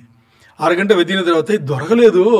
ఇద్దరు ఇంత కష్టపడితే ఇంకా 10 మంది వస్తారు కదా, అందరికి అన్నీ అయిన తర్వాత ఎక్కడ వేసే ఒకటి అడిగాడు. అప్పుడు చెప్పింది ఇంకా అక్కడ ఇంటి లోపల. అది వాళ్ళ దేవుణ్ణి వెతికే దారి ఉందే, విధానం ఉందే, అది అలాగ ఉందన్నమాట. అర్థమైందా? ఓకే, ఇప్పుడు మీకు వ్యక్తిని ఇప్పుడు ఇంట్రొడ్యూస్ చేస్తా. అన్యులతో మనం మాట్లాడేది నేను. ఇవన్నీ గుణగలను మీరు కావాలన్నారు కదా, ఇవన్నీ గుణగలను కలిగిన ఒక వ్యక్తిని ఇప్పుడు నేను ఇంట్రొడ్యూస్ చేస్తా అని చెప్పేసి అన్ని నామముల కన్నా పైగా ఉండే నామం, ఒకే నామం, అంతమందికి సృష్టికి ఇవ్వబడిన నామం యేసయ్య నామం. ఎప్పుడు చెప్పాలి? అది మ్యాటర్. ఇప్పుడు ఇంతవరకు మాట్లాడుకున్నావో, ఓ 20 నిమిషాలు అరగంట మాట్లాడింటాము. మాట్లాడినన్ని ఎవరికి కరెక్ట్గా ఉంది? ఆలోచన చేయండి. వాళ్ళు మాట్లాడేది యేసయ్య గురించే, మరి ఇది యేసయ్యని ఒప్పుకోరు. ఇవన్నీ చెప్తే కానీ వాళ్ళు ఒప్పుకోరు. ఓకే, ఇప్పుడు తర్వాత మాట్లాడండి. ఉపదేశం కదా. ఓకే, ఇప్పుడు ఈ లోకం ఉంది కదా, ఈ లోక జీవితం ఎలా వెళుతుందో తెలుసా? ఓ 2 అబ్బాయిలు గొడవలు ఆడుకున్నారు. అదే స్కూల్ అబ్బాయిలు అనుకోండి. ఒక 10th కొంచెం సెన్సిటివ్. 10th సెన్సిటివా, +2 సెన్సిటివా? ఏది ఎక్కువ? +2. +2 అబ్బాయిలు ఇద్దరు రిజల్ట్ వచ్చేసింది. ఒకడు ఏడుస్తున్నాడు, వాడి ఫ్రెండ్ ఇంటికి వస్తున్నాడు. ఏడ్చినవాడు ఫెయిల్ అయిపోయాడు, అంతే కదా ఏడ్చాడు. ఏమన్నా ఫస్ట్ టైం తీసి ఏడుస్తారా? ఏడవరు కదా. సో ఫెయిల్ అయిపోయాడు, ఏడుస్తుంటే వాడి ఫ్రెండ్ వచ్చాడు. వస్తే వాళ్ళ అమ్మ నాన్న పిలిచి, చెప్పురా వాడు భయంకరంగా ఏడుస్తున్నాడు, అది పర్లేదురా అని చెప్పురా అని చెప్తే వీడు వచ్చి ఏంట్రా అది పిచ్చివాడిలాగా అది అని చెప్పి భయంకరంగా తిట్టేశాడు. ఎన్ని మార్కులు తీసావంటే 29 మార్కులు తీసుకున్నాను అన్నాడు. 29 తీసుకున్నావు కదా, ఇంకో 5 తీసుకోలేవు, 6 తీసుకోలేవా నువ్వు అని చెప్పి భయంకరంగా తిట్టాడు. తిట్టి అన్నీ అయిపోయిన తర్వాత వీళ్ళ అమ్మ నాన్న వీని అడిగాడు, వచ్చాడు కదా వాడిని, నువ్వెంత తీసుకున్నావు బాబు అంటే 34 అన్నాడు. వీడు పాస్ ఆఫ్ ఫెయిలా? వీడు కూడా ఫెయిలే. ఒక్క మార్క్, వాడన్నా 6 మార్కులు కష్టం, వీడు 1 మార్కే కదా. వీడు వచ్చి వాడిని తిట్టాడు. ఎంతవరకు వీళ్ళు తిట్టుకుంటారు తెలుసా? ఈ కొట్లాటని ఎంతవరకు ఉంటుంది అంటే, ఈ ఒక ఎగ్జాంపుల్ చెప్తున్నా, ఎంతవరకు కొట్లాడుకుంటారు తెలుసా? 35 ఒకటి తీసుకుంటాడు కదా, వాడు వచ్చేవరకు కొట్లాడుకుంటారు. 30 వచ్చిన వాడు మాట్లాడితే వింటారు.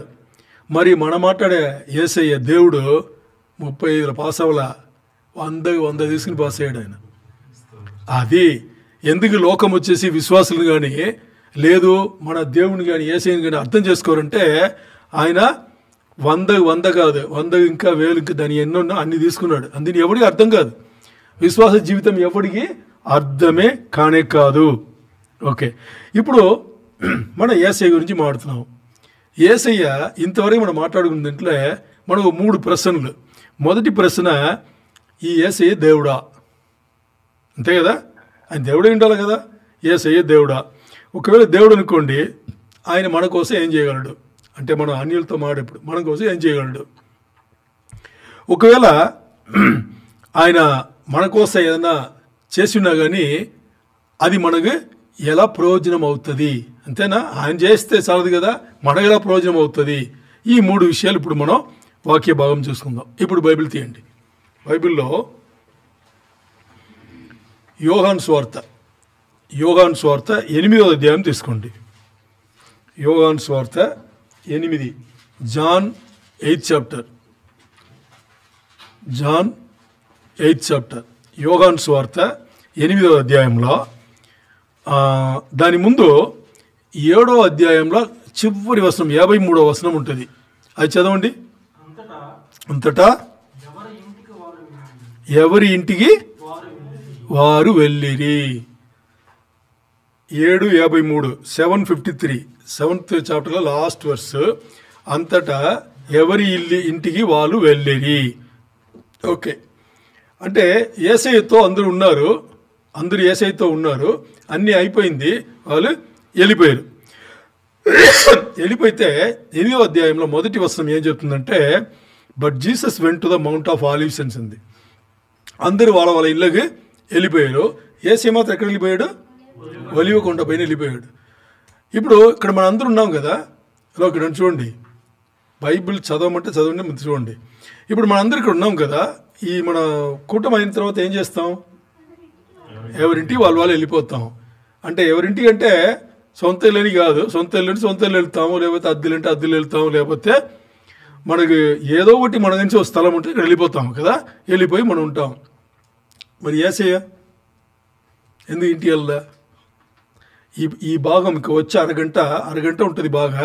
ఈ అరగంట బాగా గట్టి గమనించండి, చాలా ఇంపార్టెంట్. ఇంతవరకు మీకు చెప్పింది ఒక ఎత్తు కూడా కాదు, మీకు పునాది ఇది. ఇప్పుడు చెప్పేది అర్థం చేసుకోవడానికి అది పునాది, జస్ట్ పునాది. ఇదే మనకు మెయిన్ అనమాట. ఇది వినండి, సీరియస్గా వినండి. ఇప్పుడు యేసయ్య కొండకి వెళ్ళాడు కదా, ఎందుకు వెళ్ళాడు? తనగని నివాసం లేదు, అందుకని వెళ్ళాడు. ఎందుకు తనగని నివాసం లేదు, పెట్టుకోలేదు? ఆలోచన చేయండి.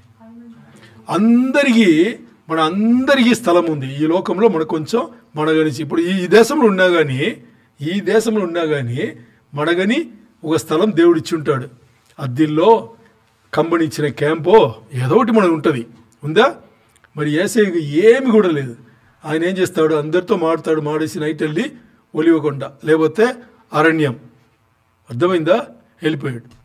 ఇప్పుడు వెళ్ళిపోయి మస్ట్ రోజు ఉదయం 2వ వచనం అదే, నెక్స్ట్ డే మార్నింగ్ అంటే వేకువనే 8:2లో now early in the morning he came again into the temple and all the people came to him and he sat down and taught him.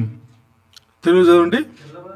తెల్లవారిగానే యేసు తిరిగి దేవాలయముకు రాగా ప్రజలందరూ ఆయన ఎద్దుకు వచ్చిరి గనుక ఆయన కూర్చుండి వారికి బోధించుచుండెను. ఇక్కడ చూడండి, ఇక్కడ వినండి. ఇప్పుడు యేసయ్యకు ఇల్లు లేదు కదా, ఇల్లు లేదు అంటే ఆయన దగ్గర ఏమి లేదనమాట. అంతేనా?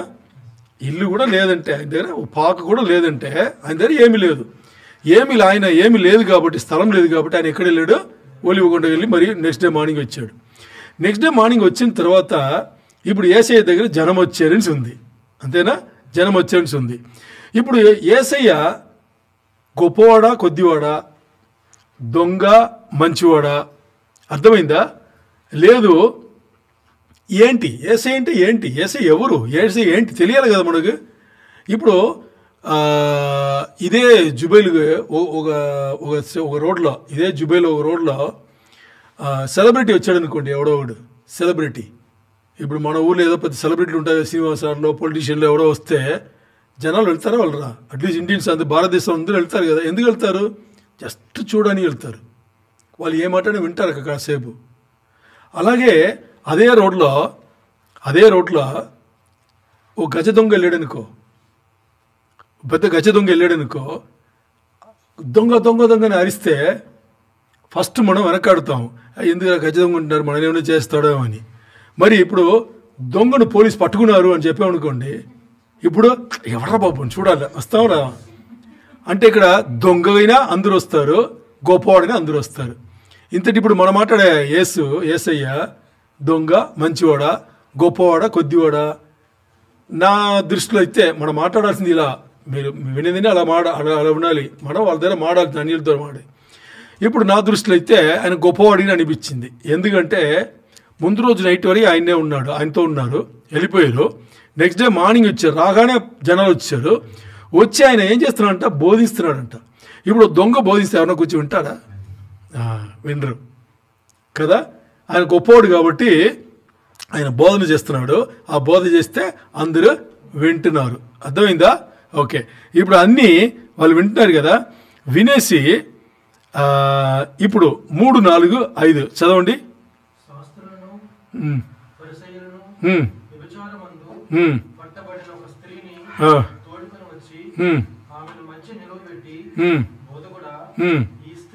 ఓకే.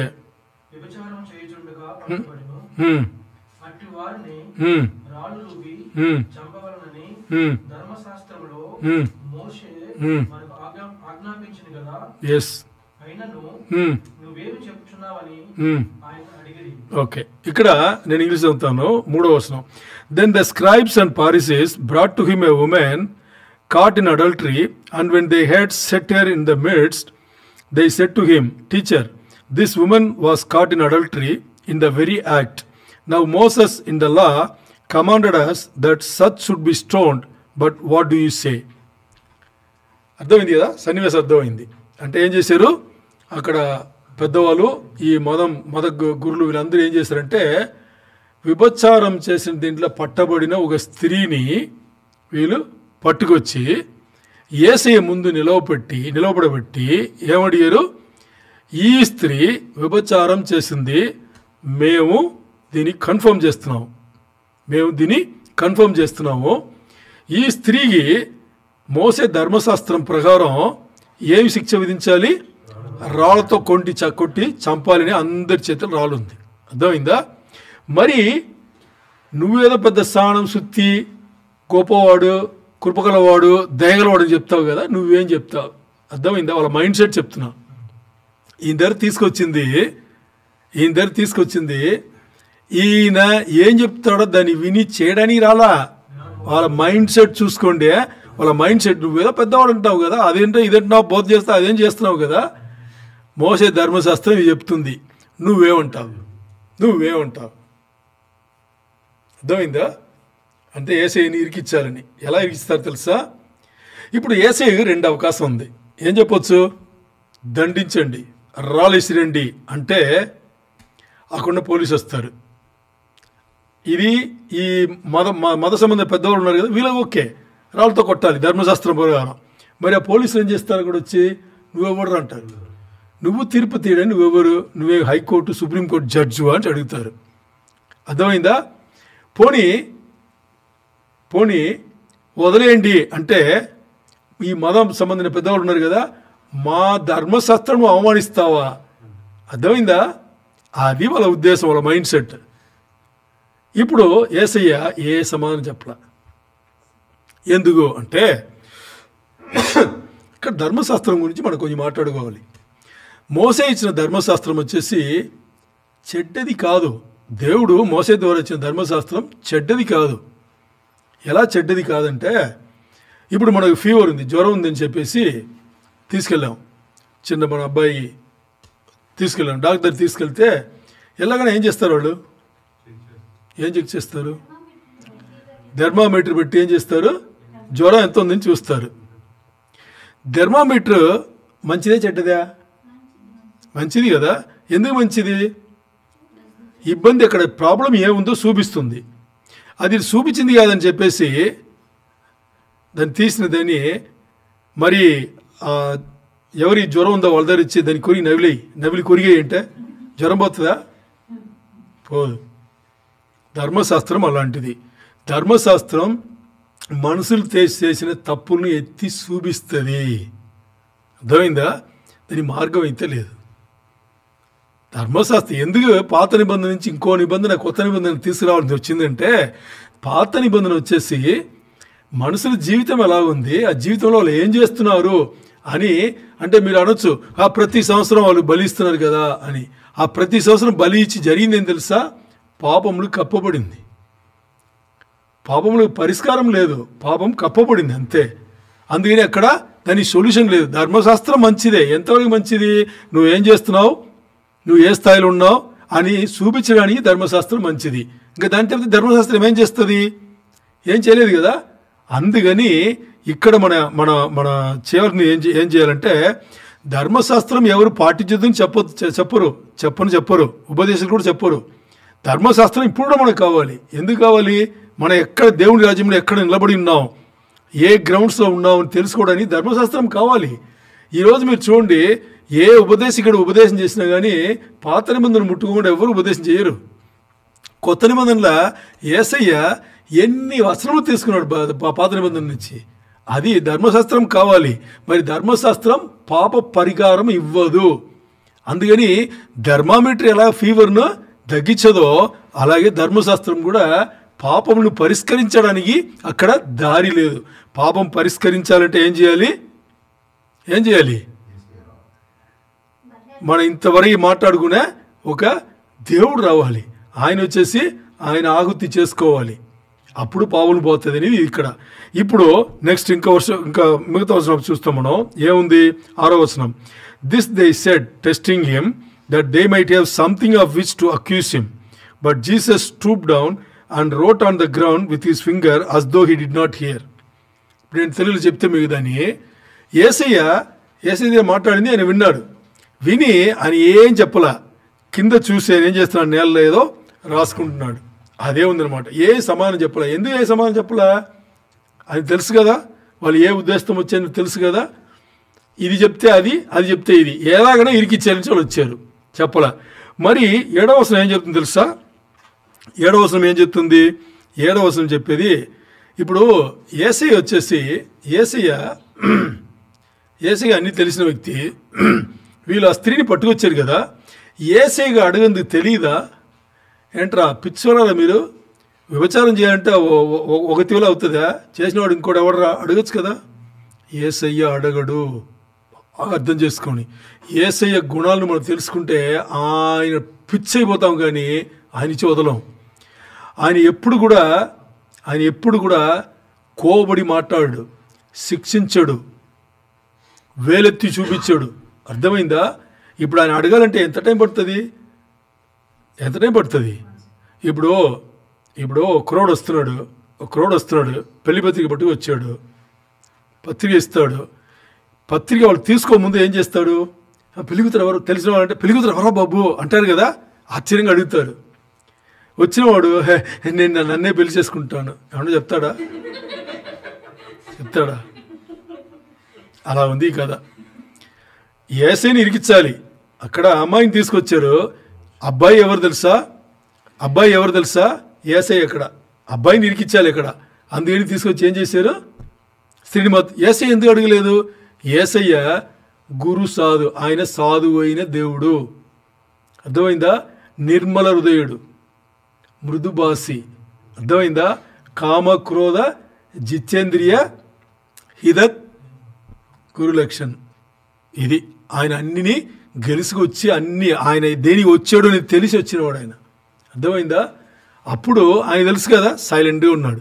మరి వాళ్ళు వదలరా? 7వ వచనం చూడండి.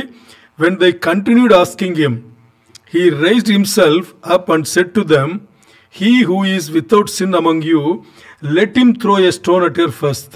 తెలుగు చదవండి, 8 కూడా కలిసి చదవండి. మరి ఆయనను వారు పట్టు వదలగా అడుగుచుంటారు. ఆయన తల ఎత్తి చూసి, మీలో పాపము లేనివాడు మొదట ఆమె మీద రాయి వేయవచ్చునని వారితో చెప్పి మరలా వంగి నేల మీద రాయిచుండను. మీకు ఇప్పుడు తెలుసు ఈ కథ, మీరు దీని ముందు కూడా వింటారు. బట్ దేవుడు ఈరోజు వేరే కోణంలో ఇది ఇస్తున్నాడు. సో ఆయన ఏం చేశారు, సమానించి. ఎందుకంటే వాళ్ళు పట్టు వదలకుండా ఏం చేస్తున్నారో అడుగుతూనే ఉన్నారు. అడిగితే అప్పుడు ఆయన ఏం చేశారంటే తలెత్తి చూసి, అంతవరకు చూడలే, తలెత్తి చూసి ఏం చెప్తున్నాడు, మీలో మీరు వచ్చారు కదా, చిన్న పెద్ద ఏ భేదం లేకుండా మీలో ఎవరొకరు ఇంతవరకు మీరు పాపం చేయలేదో వాళ్ళు మొదటిగా ఆవిడ పైన రాయి ఇసిరండి రా అన్నాడు. అయిందా? ఇసిరండి అన్నాడు. ఏం చెప్పాడు ఆయన? దండించొద్దు అని చెప్పలా, వదిలేండి అని చెప్పలా, దండించండి అని చెప్పలా. ఏం చెప్పాడు తెలుసా? ఓకే, మీ ధర్మశాస్త్రం నేను రెస్పెక్ట్ చేస్తాను, నాకు మర్యాద ఉంది, ధర్మశాస్త్రం ప్రకారం చేయండి, నేను వద్దని చెప్పట్లా. మరి ఆ ధర్మశాస్త్రం ప్రకారం, అదే ధర్మశాస్త్రం కదా చెప్తుంది, ఎవరన్నా దండించాలి, శిక్ష వేయాలంటే ఎవరు వేయాలి? పాపం లేని వాడు శిక్షించాలి. మీలో ఎవరి పాపం లేదో వాళ్ళు మీరు మొదట రాయి ఇసిరండి అన్నాడు. తర్వాత అవసరం చూసారా? ఏముంది? మరలా వంగి, అది కాదు, 9 వారు ఆ మాట విని. ఇది చాలా ఇంపార్టెంటా? దీంట్లో మనం చదివిన దీంట్లో 6వ వచనం 9వ వచనం చాలా ఇంపార్టెంట్. 9వ వచనం చదవండి. వారు ఆ మాట విని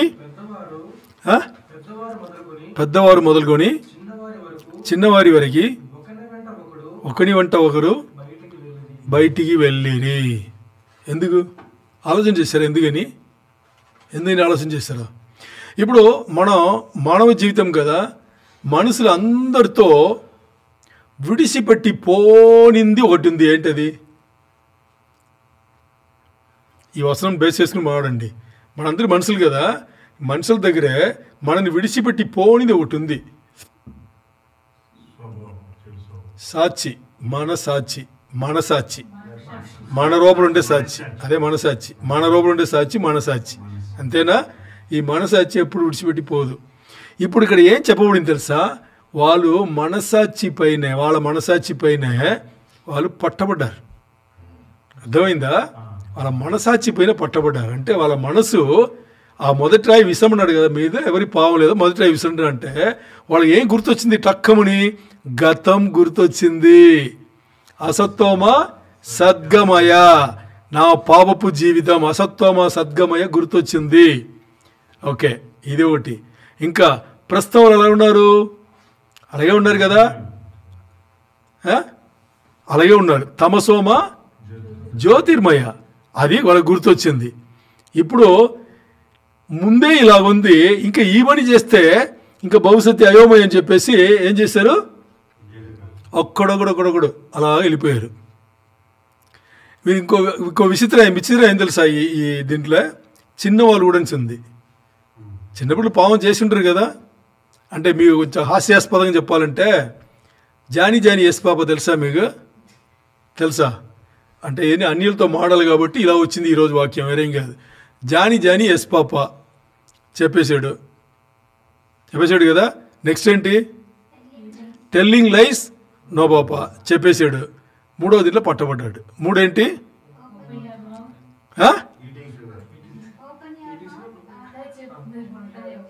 అదే ఓకే. ఇప్పుడు ఈటింగ్ షుగర్ నోరు చూపించాలా? చూపిస్తే ఏమవుతుంది? అది అర్థమైందా?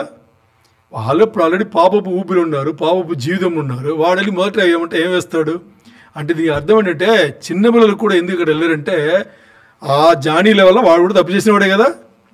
అర్థమైందా లేదా? ఎంత చిన్న వాళ్ళని తప్పు చేసిన వాళ్ళే కదా. వాళ్ళకు కూడా పట్టింది, కన్విక్ట్ అయ్యాడు. కన్విక్ట్ అయ్యి ఏమయ్యాడు? అందరూ వెళ్ళిపోయారు. దీని తర్వాత ఇప్పుడు చూడండి నిజమైన విషయం. దీని తర్వాత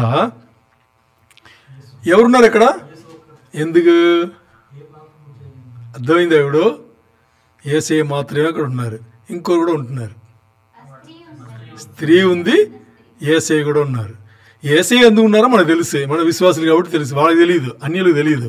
మనకు తెలుసు యేసయ్య ఎందుకు ఉన్నారో మనకు తెలుసు. యేసయ్య ఇప్పుడు ఇంత ఈ ఉపదేశంలో మాట్లాడింది అన్నీ కూడా ఆయన సూట్ అవుతుంది. అన్ని మంచి విషయాలు ఏం ఆడో అన్నీ ఆయన సూట్ అవుతుంది.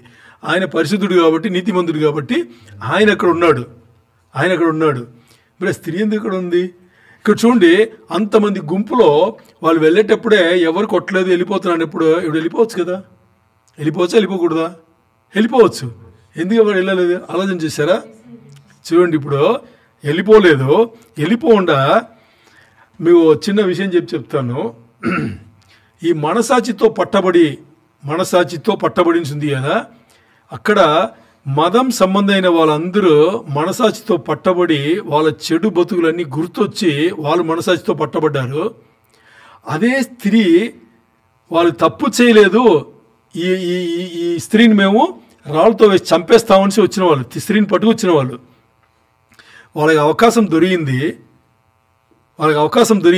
మరి అక్కడి నుంచి వెళ్ళిపోయారు. మరి ఇక్కడ తప్పు చేసింది వెళ్ళిపోవచ్చు కదా. వెళ్ళిపోవచ్చు, ఎవరు కొట్టలేదని వెళ్ళిపోవచ్చు. వెళ్ళిపోయి కంటిన్యూ చేయొచ్చు కదా, కొనసాగించవచ్చు కదా ఉపచారంలా. మరి ఆవిడ అక్కడ నిలబడి అక్కడ ఉంది. అర్థం ఏంటంటే ఆ మనసాక్షి అనేది చాలా ఇంపార్టెంట్ అంట.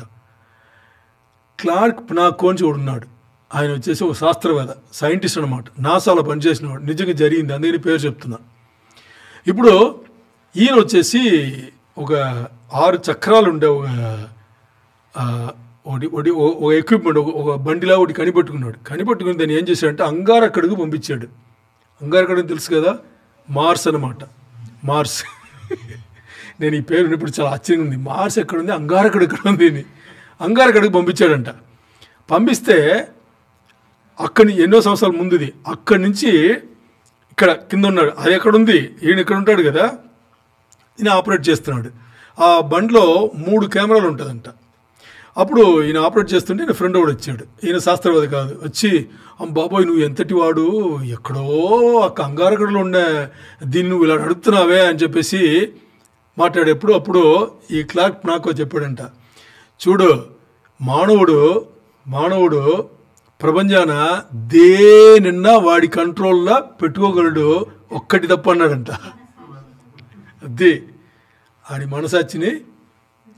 అంటే ఇప్పుడు గొడవ జరిగింది అనుకుంటాం, వాద విభేదాలు వచ్చేటప్పుడు ఒకటి మాడ అన్ని మాడేసి వెళ్ళిపోతాం. అంటే నేనే రైట్ అని చెప్పేసి వెళ్ళిపోతాం. మరి నువ్వు నీ రూమ్లో ఉండేటప్పుడు, నీ ఇంట్లో ఉండేటప్పుడు నువ్వు దాని గురించి ఆలోచన చేస్తే నువ్వు తప్పైతే నేనే రైట్ అని అక్కడ చెప్తావా? నీతో నువ్వు చెప్తావా? చెప్పలేవు యాక్చువల్గా. మనసాక్షి అలాంటి చంపేస్తుంది, అనమాట. అలాంటిది అది చేయలేవు అని చెప్పేసి. అందుకే ఆ నిష్టమైన బ్రాహ్మణుడు ఏం చేసుకున్నాడు? పాపోహం పాపకర్మహం పాపాత్మం పాప సంభవే త్రాహిమం. దేవుడి దగ్గర నేను పాపపు ఊబిలున్నాను, నా ప్రస్తుతం అలాగే ఉంది, దీని నుంచి బయటపడాలంటే నాకు నువ్వే నేను నీ దగ్గర అడుకుంటున్నాను, నన్ను కాపాడు అని చెప్పేసి అడగడానికి కారణం ఏంటి తెలుసా? అందుకే మనసాక్షితో పట్టబడినవాడు ఎవడైనా కానీ అదే చేస్తాడు. ఈరోజు విశ్వాసైన మనం చిన్న ఒకటి మనకి కష్టంగా ఉన్న తప్పు చేసినా వెంటనే ఆయన దగ్గర క్షమాపణ అడుగుతున్నావా? వెంటనే అవకాశం ఇస్తే అక్కడ మోకరిస్తాం. అవకాశం లేకపోయినా లోపల మనసాక్షి లోపల ఏం చేస్తాం? యేసయ్యా నన్ను క్షమించు చెప్తున్నావా? ఎందుకు చెప్తున్నావు?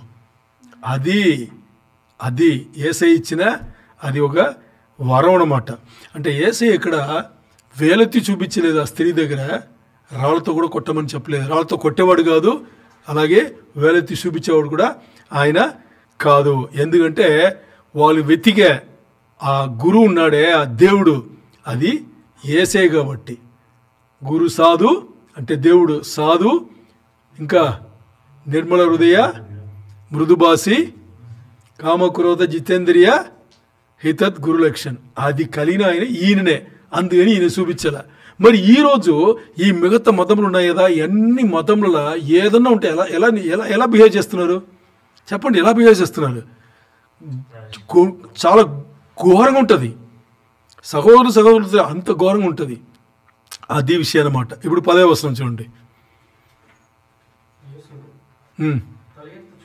యేసు తల ఎత్తి చూచి, అమ్మా వారు ఎక్కడున్నారు? ఆపండి. యేసు ఏం చేశారు? తలెత్తి చూసి, అందరూ వెళ్ళిపోయారు కదా, ఆవిడ మాత్రం ఉంది. ఆయన తలెత్తి చూశాడు. చూసి ఏమని పిలిచాడు? ఆవిడ ఎవరు? వ్యభిచారి. అర్థమైందా? ఇప్పుడు యేసయ్యనే వాళ్ళు వెతికే దేవుడు అనేది ఇప్పుడు మీకు అర్థమైందా? వ్యభిచారిని ఎవరన్నా అమ్మ అంటారా? అమ్మ అని ఎవరు అనరు. ఎసయ్ ఇట్రావే, ఇట్రా అలా పాడతారా అని ఏమన్నాడు? అమ్మ అన్నాడు. అది యేసయ్య. ఎందుకంటే ఏ స్థాయిలో పడిపోయినావు, గట్ల కూర్చుని మాట్లాడేవాడు కాదు యేసయ్య. ఏ స్థాయిలో పడిపోయినామో ఆ స్థాయి నుంచి ఆ స్థాయికి దిగి, అందుకని ఆయన పశువుల పాకలో పుట్టాడు. పశువుల పాక మీకు తెలుసు. పశువుల పాకలో ఎంత దుర్వాసన వస్తుందని తెలుసు. ఒకవైపు గీదలు కానీ, ఆవులు కానీ, ఎద్దులు కానీ పేడ వేస్తుంటుంది, ఇంకోవైపు ఉచ్చబోస్తుంటుంది. ఇవన్నీ కలిపితే ఏ స్మెల్ వస్తుందని తెలుసు మనకు. ఆ వాతావరణం ఆయన దిగడని ఏం తెలుసా? నువ్వు ఎంత తక్కువ స్థాయిలో ఉన్నా కానీ నేను అక్కడికే వచ్చాను. ఎందుకు? నిన్ను అక్కడి నుంచి నేను లాగాలి. దరిద్ర నారాయణ అని వాళ్ళు పిలిచారు కదా, నువ్వు ఎంత దరిద్రం ఉన్నానో ఆ దరిద్రం నేను వచ్చాను. అక్కడి నుంచి వస్తేనే నిన్ను చేయబట్టుకుని లాకి నేను ఎక్కడ తీసుకెళ్ళను? నేనుండే ఆ నారాయణ అనే ఆ స్థలముకు, ఆ ఏరియా అన్నీ ఉండే నా ఉండే ఏరియాకు నేను నీ చేయబట్టి నడుపుకుని తీసుకెళ్ళగలను అనేది రుజువు చేసింది ఎవరు? యేసయ్య. అది ఇక్కడ ఇంపార్టెంట్. ఏమన్నాడు? ఆ స్త్రీని అమ్మ అన్నాడు. అమ్మ అంటే అమ్మ అనేది ఏం చెప్పారు ఆయన?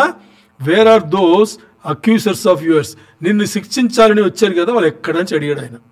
అడిగితే దానికి ఆ స్త్రీ ఏం చెప్పింది? నిన్ను ఎవరు దండించలేదని అడిగిందా? అడిగితే అప్పుడు 11వ వచనం చెప్పండి. ఆమె ఆపండి. ఆమె ఏమనింది? ఎందుకు ప్రభు అనే పదం ఎందుకు వచ్చింది? వచనం చదివినప్పుడు ఇలా చదువుతారా? మీరు చూసి చదువుతారా? అది ఇంపార్టెంట్. ఆయన ఏం చెప్పింది? ఆయనేమో వ్యభిచారిని చూసి అమ్మ అంటాడు, ఆవిడేమో ఎవరినో తెలియదు యేసయ్య దగ్గర తీసుకొచ్చారు. అప్పుడు ఆవిడ ఆ బుర్ర ఎలా పనిచేసింది చూసారా? అందరూ వెళ్ళిపోయారు. ఈయన ఒక్క ఆయన ఉంటే ఈయన దగ్గర పావం లేదు. అర్థమైందా లేదా? ఆ స్త్రీ అర్థమైంది. అందరూ వెళ్ళిపోయారు. అందరూ తప్పు చేసిన వాళ్ళు మనసాస్తో పట్టబడ్డారు, వెళ్ళిపోయారు. ఈయన అక్కడ ఉన్నాడంటే ఈయన దానికి సంబంధించిన వాడు కాదు అని గుర్తెరిగి ఆవిడ ఏం చెప్పింది? అవును ప్రభువా అని చెప్పుకునింది. ఆ అవును ప్రభువా అని చెప్పిన ఆ ప్రభువా అని ఒక్క మాటల ఆవిడకి రక్షణ వచ్చింది. తెలుసా మీకు? ఆవిడకి రక్షణ వచ్చింది. ఆవిడ రక్షించబడింది. ఆవిడకి రక్షణ వచ్చింది ఆ ఒక్క మాట. అంటే తప్పు చేసిన ఓ స్త్రీని పట్టుకొస్తున్నారు శిక్షించమని చెప్పేసి. అర్థమైందా? తప్పు చేసిన స్త్రీ అక్కడ ఉంది. తప్పు మేము చెయ్యలేదని బతికిన వాళ్ళు తప్పించుకుని వెళ్ళిపోయారు. ఆ తప్పు చేసిన స్త్రీ అలాగే వెళ్ళకుండా వాళ్ళతో వెళ్ళకుండా అక్కడ నిలబడి తప్పును ఇంకా చూద్దాం. చెప్పండి, ఇంకా నెక్స్ట్ వర్షన్ చదవండి. అందుకు యేసు అందుకు నేను నీకు శిక్ష విధింపను. అంటే ఇక్కడ ఒక పెద్ద విషయం ఉంది. ఏం తెలుసా? ఇక్కడ పెద్ద విషయం యోహాను భక్తుడు ఏం పెట్టాడు తెలుసా? అంటే ఎవరు శిక్షించలేదు ప్రభువా అని చెప్తే అయిపోయిందా? ఇప్పుడు యేసు ఏం చెప్తున్నాడు? నేను నిన్ను శిక్షించను. అంటే ఇప్పుడు క్వశ్చన్ వస్తుంది, నువ్వు కూడా శిక్షించావంటే నువ్వెవడు? అంతే కదా. నువ్వు ఎంత పెద్దవాడు ఎంత చిన్నవాడు తెలియదు, నువ్వు శిక్షించను అంటే నువ్వు చెప్పింది ఫైనలా? నువ్వేమో సుప్రీంకోర్టు జడ్జువా? నేను కూడా శిక్షించానంటే ఎందుకు చెప్పాడు తెలుసా? నేను కూడా శిక్షించానని చెప్పేసి ఎందుకు చెప్పాడు ఆయన?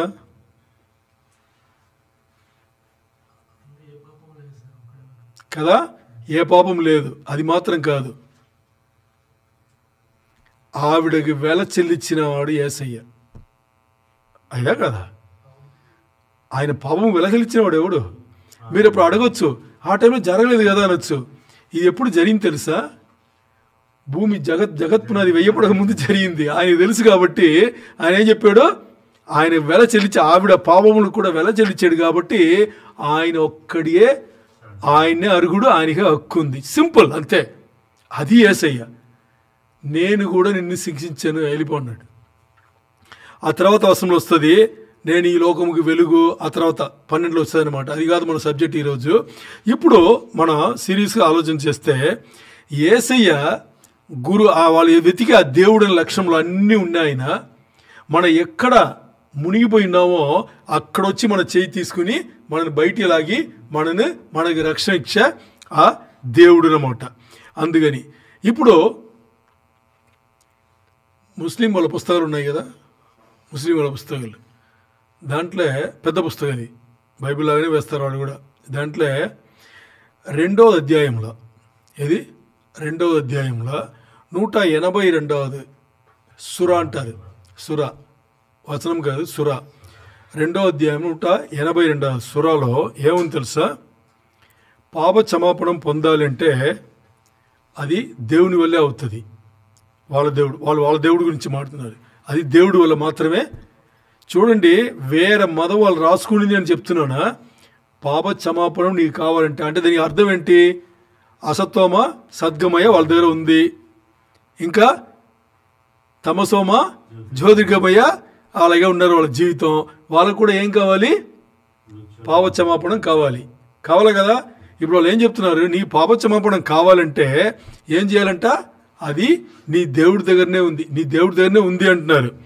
మరి ఏం చెప్తున్నారంటే, నీ దేవుడి దగ్గర ఉందనేది కరెక్టే, ఆ దేవుడు ఏం చేశాడు దాన్ని చెప్పండి? ఆ దేవుడు ఏం చేశాడు? ఇప్పుడు మన యేసయ్య గురించి ఇన్ని మాట్లాడుకున్నామే, ఏమి కూడా అవస్థం లేవు అంటే ఆ దేవుడు చేయనట్టే కదా, లేదనట్టే కదా. ఇప్పుడు అర్థమైందా? ఎక్కడ తీసుకోండి, ఒక యేసయ్య తప్పితే, ప్రపంచాన ఒక యేసయ్య తప్పితే ఇంకా వేరెవరికి ఉండదు. ఒక యేసయ్య బిడ్డలకు తప్పితే అలాంటి గుణగణలు ఎవరికి రాను కూడా లేదు. నేను ఒక చిన్న ఎగ్జాంపుల్ చెప్తాను మీకు. అబ్రహాం కల్బే అని ఆయన ఉన్నాడు. హిట్లర్ ఉన్నాడు కదా, హిట్లర్ యూదులను రకరకాలు చంపుతాడు, మనకు తెలుసు కదా. ఆయన చంపిన దాంట్లో ఒక రకం ఏం తెలుసా? మన ఊళ్ళో ముందు టెలిఫోన్ బూతులు ఉంటుంది కదా, పెట్టలాగా ఉంటుంది కదా, అలాంటి ఒక పెట్టలాగా తయారు చేసుకుని దాంట్లో పాయిసనస్ గ్యాస్ను వదులుతాడంట. వదిలి యూదులను లైన్ నిలబడబెట్టి దాని లోపల ఒక రోపలు పెడతాడు, డోర్ క్లోజ్ చేస్తారు. ఆ విషవాయు వస్తుంది కదా, దాన్ని ఫుల్ పీల్చుకుంటారు కదా, పీల్చుకుంటే ఏమవుతారు? అక్కడే పడి చేస్తారు అంతే. అలాంటి ఒక విషవాయు అనమాట. అది వాడిచ్చిన శిక్ష. ఇప్పుడు ఇలా వాడు శిక్ష చేస్తుంటే ఈ అబ్రహాం కల్బే ఉన్నాడు కదా, ఈయన వచ్చేసి ఆయన బోధకుడు, విశ్వాసి బోధకుడు. ఈయన వాళ్ళ దగ్గర వెళ్ళి, ఎనిమిది పోతున్నావు కదరా, యేసయ్యని సొంత రక్షణ, యూదుల దగ్గర యేసయ్యని సొంత రక్షణ ఒప్పుకోరా, ఇక్కడ జీవితం ఇలా ఉన్నా కానీ పై జీవితం నీకు బాగుంటుంది, ఆయన దగ్గర వెళ్ళిపోవచ్చు నువ్వు అని చెప్తే ఆ పని ఆయన చేస్తున్నాడు. అక్కడ ఆయన పరిచయం అది చేస్తుంటే ఇప్పుడు ఒక ఒక ఒక రోజు నలుగురు ఉన్నారు అక్కడ, నలుగురిలో 4 ఉన్నాడు కదా, వాడు ఏడుస్తున్నాడు భయంకరంగా. వాడు మాత్రం ఏడుస్తున్నాడు. మిగతా వాళ్ళందరూ ఇంకా మనం ఏం చేద్దామని వాళ్ళు వెళ్తున్నారు, అలా ఉంది. ఈ అబ్రహాం కలిపే వీడు అందరికీ చెప్పేసి, ఎందుకు ఏడుస్తున్నావు, ఇంకా అయిపోయింది, నువ్వు తప్పించుకోలేవు, నువ్వు యేసయ్యని సొంత రక్షణ ఒప్పుకో అంటే వాడు ఏం చెప్తాడంటే, నా ప్రాబ్లం అది కాదు, నేను యేసయ్యని సొంత రక్షణ ఒప్పుకుంటాను, నేను నా ప్రాబ్లం అది కాదు అన్నాడు. మరి నేను ఇలా ఏడుస్తావు అంటే, నేను ఏడ్చే కారణం వచ్చేసి ఇలా నన్ను చంపబోతున్నానని చెప్పి నా భార్యకి తెలియని నేను నైటే చచ్చిపోయింది, నేను దాని గురించి బాధపడలేదు. మరి మాకు అమ్మాయి ఉంది, ఆ అమ్మాయి నడవలేదు, మూగా మాట్లాడదు, నడవలేదు, దాన్ని ఎవరు చూసుకుంటారని బాధ కలిగింది, నేను ఏడుస్తున్నాను అన్నాడు. అంటే అబ్రహాం కలిపి ఏం చేశాడంటే, ఆ హిట్లర్ ప్రతినిధి వాళ్ళు ఉంటారు కదా, అధికారులు, వాళ్ళ దగ్గర వెళ్ళి ఆ 4వ అబ్బాయిని మాత్రం వదిలేయండి అన్నాడు. ఎందుకు వదలమంటావు అన్నాడంట. అంటే లేదు, నువ్వు వాడిని వదిలితే నీకేం చేయాలని చెప్పు, నేను చేస్తాను అంటే, ఎందుకు అంటే దానికి ప్రత్యేకమైన కారణం ఉంది, వాడు మాత్రం వదిలేయి అన్నాడు. అంటే అప్పుడు సరే వదిలేస్తాను, మరి నువ్వు ఈ పని చేయాలంటే ఏమని, ఇంకో యూదుని అక్కడ పెట్టు అని వదిలేస్తాను అన్నాడు. ఏంటి, ఇంకో యూదుని ఏంది, వాడి లెక్క చూపించాలి కదా, ఇంకో యూదుని పెట్టి నువ్వు వదిలేస్తాను అన్నాడు. అంటే ఈయన వచ్చాడు, పరిగెట్టించి హ్యాపీగా సంతోషం అయిపోయింది, వచ్చి వీడి దగ్గర చెప్పాడు, ఏయ్ నువ్వు ఎస్కేప్ అంత జారి వచ్చింది, నువ్వు పక్కన వచ్చేయి, నీకు ఓకే అని చెప్పేశారంటే, ఎందుకు ఎలా ఓపికగా చెప్పాడంటే, నీ బదులు ఇంకో యూదుని పట్టమన్నాడు అంతే. అంటే హై నవ్వాడు. నా బదులు నా స్థానంలో ఎవడొస్తాడు, ఏం మాట్లాడుతున్నావు నువ్వు, చనిపోడని ఎవడొస్తాడు, పాయిజన్ కేసులు వచ్చేసి చనిపోడని ఎవడొస్తాడు అంటే, ఏసై ఉన్నాడని చెప్పానా, తప్పుకో, ఎవడో వస్తాడు, ఏసై పంపిస్తాడు అన్నాడు. అర్థమైందా, నువ్వు తప్పుకో, నీ స్థానం నుంచి తప్పుకో, విశ్వాసం పెట్టి తప్పుకో, వస్తాడు అన్నాడంట. ఇప్పుడు ఈ మాటలనే మొదటి వాడు వెళ్ళిపోయాడు, 2వ 3వ వెళ్ళిపోయాడు, ఇంకో నిమిషం వీడు వెళ్ళాలి, వీడు ఇంకా రావట్లే, తప్పుకోరా బాబు, ఏసై చూపిస్తాడు అన్నాడంట. వీడు తప్పుకోలా. మరి ఆ టైం రాగానే వచ్చేటప్పుడు సరే వాడికి కూడా విశ్వాసం వచ్చి దేవుడు ఇచ్చాడు, ఎలా వస్తాడు చూద్దాం అని చెప్పేసి పక్కన వచ్చాడా, ఈయన వెళ్ళాడు, లాగేశారు. అబ్రహాం కలిపి అక్కడ నిలబడ్డాడు, యూదుడు అబ్రహాం కలిపి అక్కడ నిలబడ్డాడు, ఆ సెకండ్ లాగేశారు. లాగితే వీడు ఏడవలా, వీడు ఏం చేశాడు తెలుసా, నా సావు నువ్వు సచ్చావు, నీ బతుకు నేను బతుకుతానన్నాడు. ఏమన్నాడు, నా మరణం నువ్వు సచ్చావు, నీ బతుకు నేను బతుకుతా అని చెప్పేసి పరిచయం మొదలుపెట్టాడు. యేసయ్యలో యేసయ్య బిడ్డలు యేసయ్య పోలికలు, యేసయ్య గుణగలను కలిగి అలా ఉంటారు, కానీ మిగతా వాళ్ళలాగా ఇంకా నాకు తెలియదు, నాకు లేదు అనే ఆ భయభీదిలో దీంట్లో ఎవరు కూడా ఉండరు. అది చాలా చాలా ఇంపార్టెంట్. ఇప్పుడు మనకు అర్థం అవ్వాల్సింది మూలవచనం ఏం చదువుకున్నాం, అందరికి వెళ్ళి సర్వలోకానికి వెళ్ళి సువార్త ప్రకటించాలి. ఎందుకు అక్కడ సర్వలోకం అని చెప్పాడు, ఆలోచన చేశారా? యేసయ్యకి తెలియదా? యేసయ్య ఇలా చెప్పిండొచ్చు కదా, నేను ఎవరినైతే ఎన్నుకున్నానో, నేను ఎవరిని ఏర్పరచుకున్నానో వాళ్ళకి మాత్రం వెళ్ళి సువార్త చెప్పండి, నేను మీకు ఆ దర్శనం ఇస్తాను, నేను ఎవరికి చెప్పాలో చెప్తాను, వాళ్ళకి మాత్రం చెప్పండి చెప్పాడు ఆయన. చెప్పలా, ఏం చెప్పాడు, సర్వ లోకం వెళ్ళి సర్వ జనులకు, సర్వ సృష్టికి. ఓకే, ఇక్కడ సర్వ సృష్టికి అంటే మానవులే, ఇంక వేరే దేనికి కాదా, అర్థం చేసుకోండి. ఎందుకంటే సృష్టిలో దేవుడు మానవులను ప్రత్యేకమైన విషయంలో ఆయన సృష్టి చేశాడు. మానవులుగా చెప్పమన్నాడు, అందరి మానవులుగా, గొర్రె బర్రె గీద కాదు, చెట్టు నక్క కుక్కంతా కాదు, మనుషులకే ఆయన రక్షణ వచ్చేసి మనుషులకే. అర్థమైందా? అందుకని సర్వజనులకు, సర్వ సృష్టి అంటే దాని అర్థం ఏంటంటే లోకంలో ఉండే అన్ని ప్రదేశంలో ఎక్కడ మనిషి ఉంటాడో అక్కడ వెళ్ళి సువార్త ప్రకటనం చెయ్యండి. ఎందుకంటే అందరికీ యేసయ్య కావాలి, అందరు తప్పు చేసిన వాళ్ళే కదా, అందరూ పాపం ఉండేవాళ్ళే కదా. ఏ మతమైనా యేసయ్య సృష్టిలో మనుషుడిగా వాడు వచ్చాడంటే అది యేసయ్య సృష్టే కదా. వాడు ఇస్లామీయుడు అయితేమి, లేకపోతే జైనుడు అయితేమి, లేకపోతే ఇంకోటి అయితే ఏమైతేమి, ఆయన సృష్టి. ఆయన ఎలాంటి గొప్ప దేవుడు అంటే ఎవ్వరు కూడా శిక్ష కింద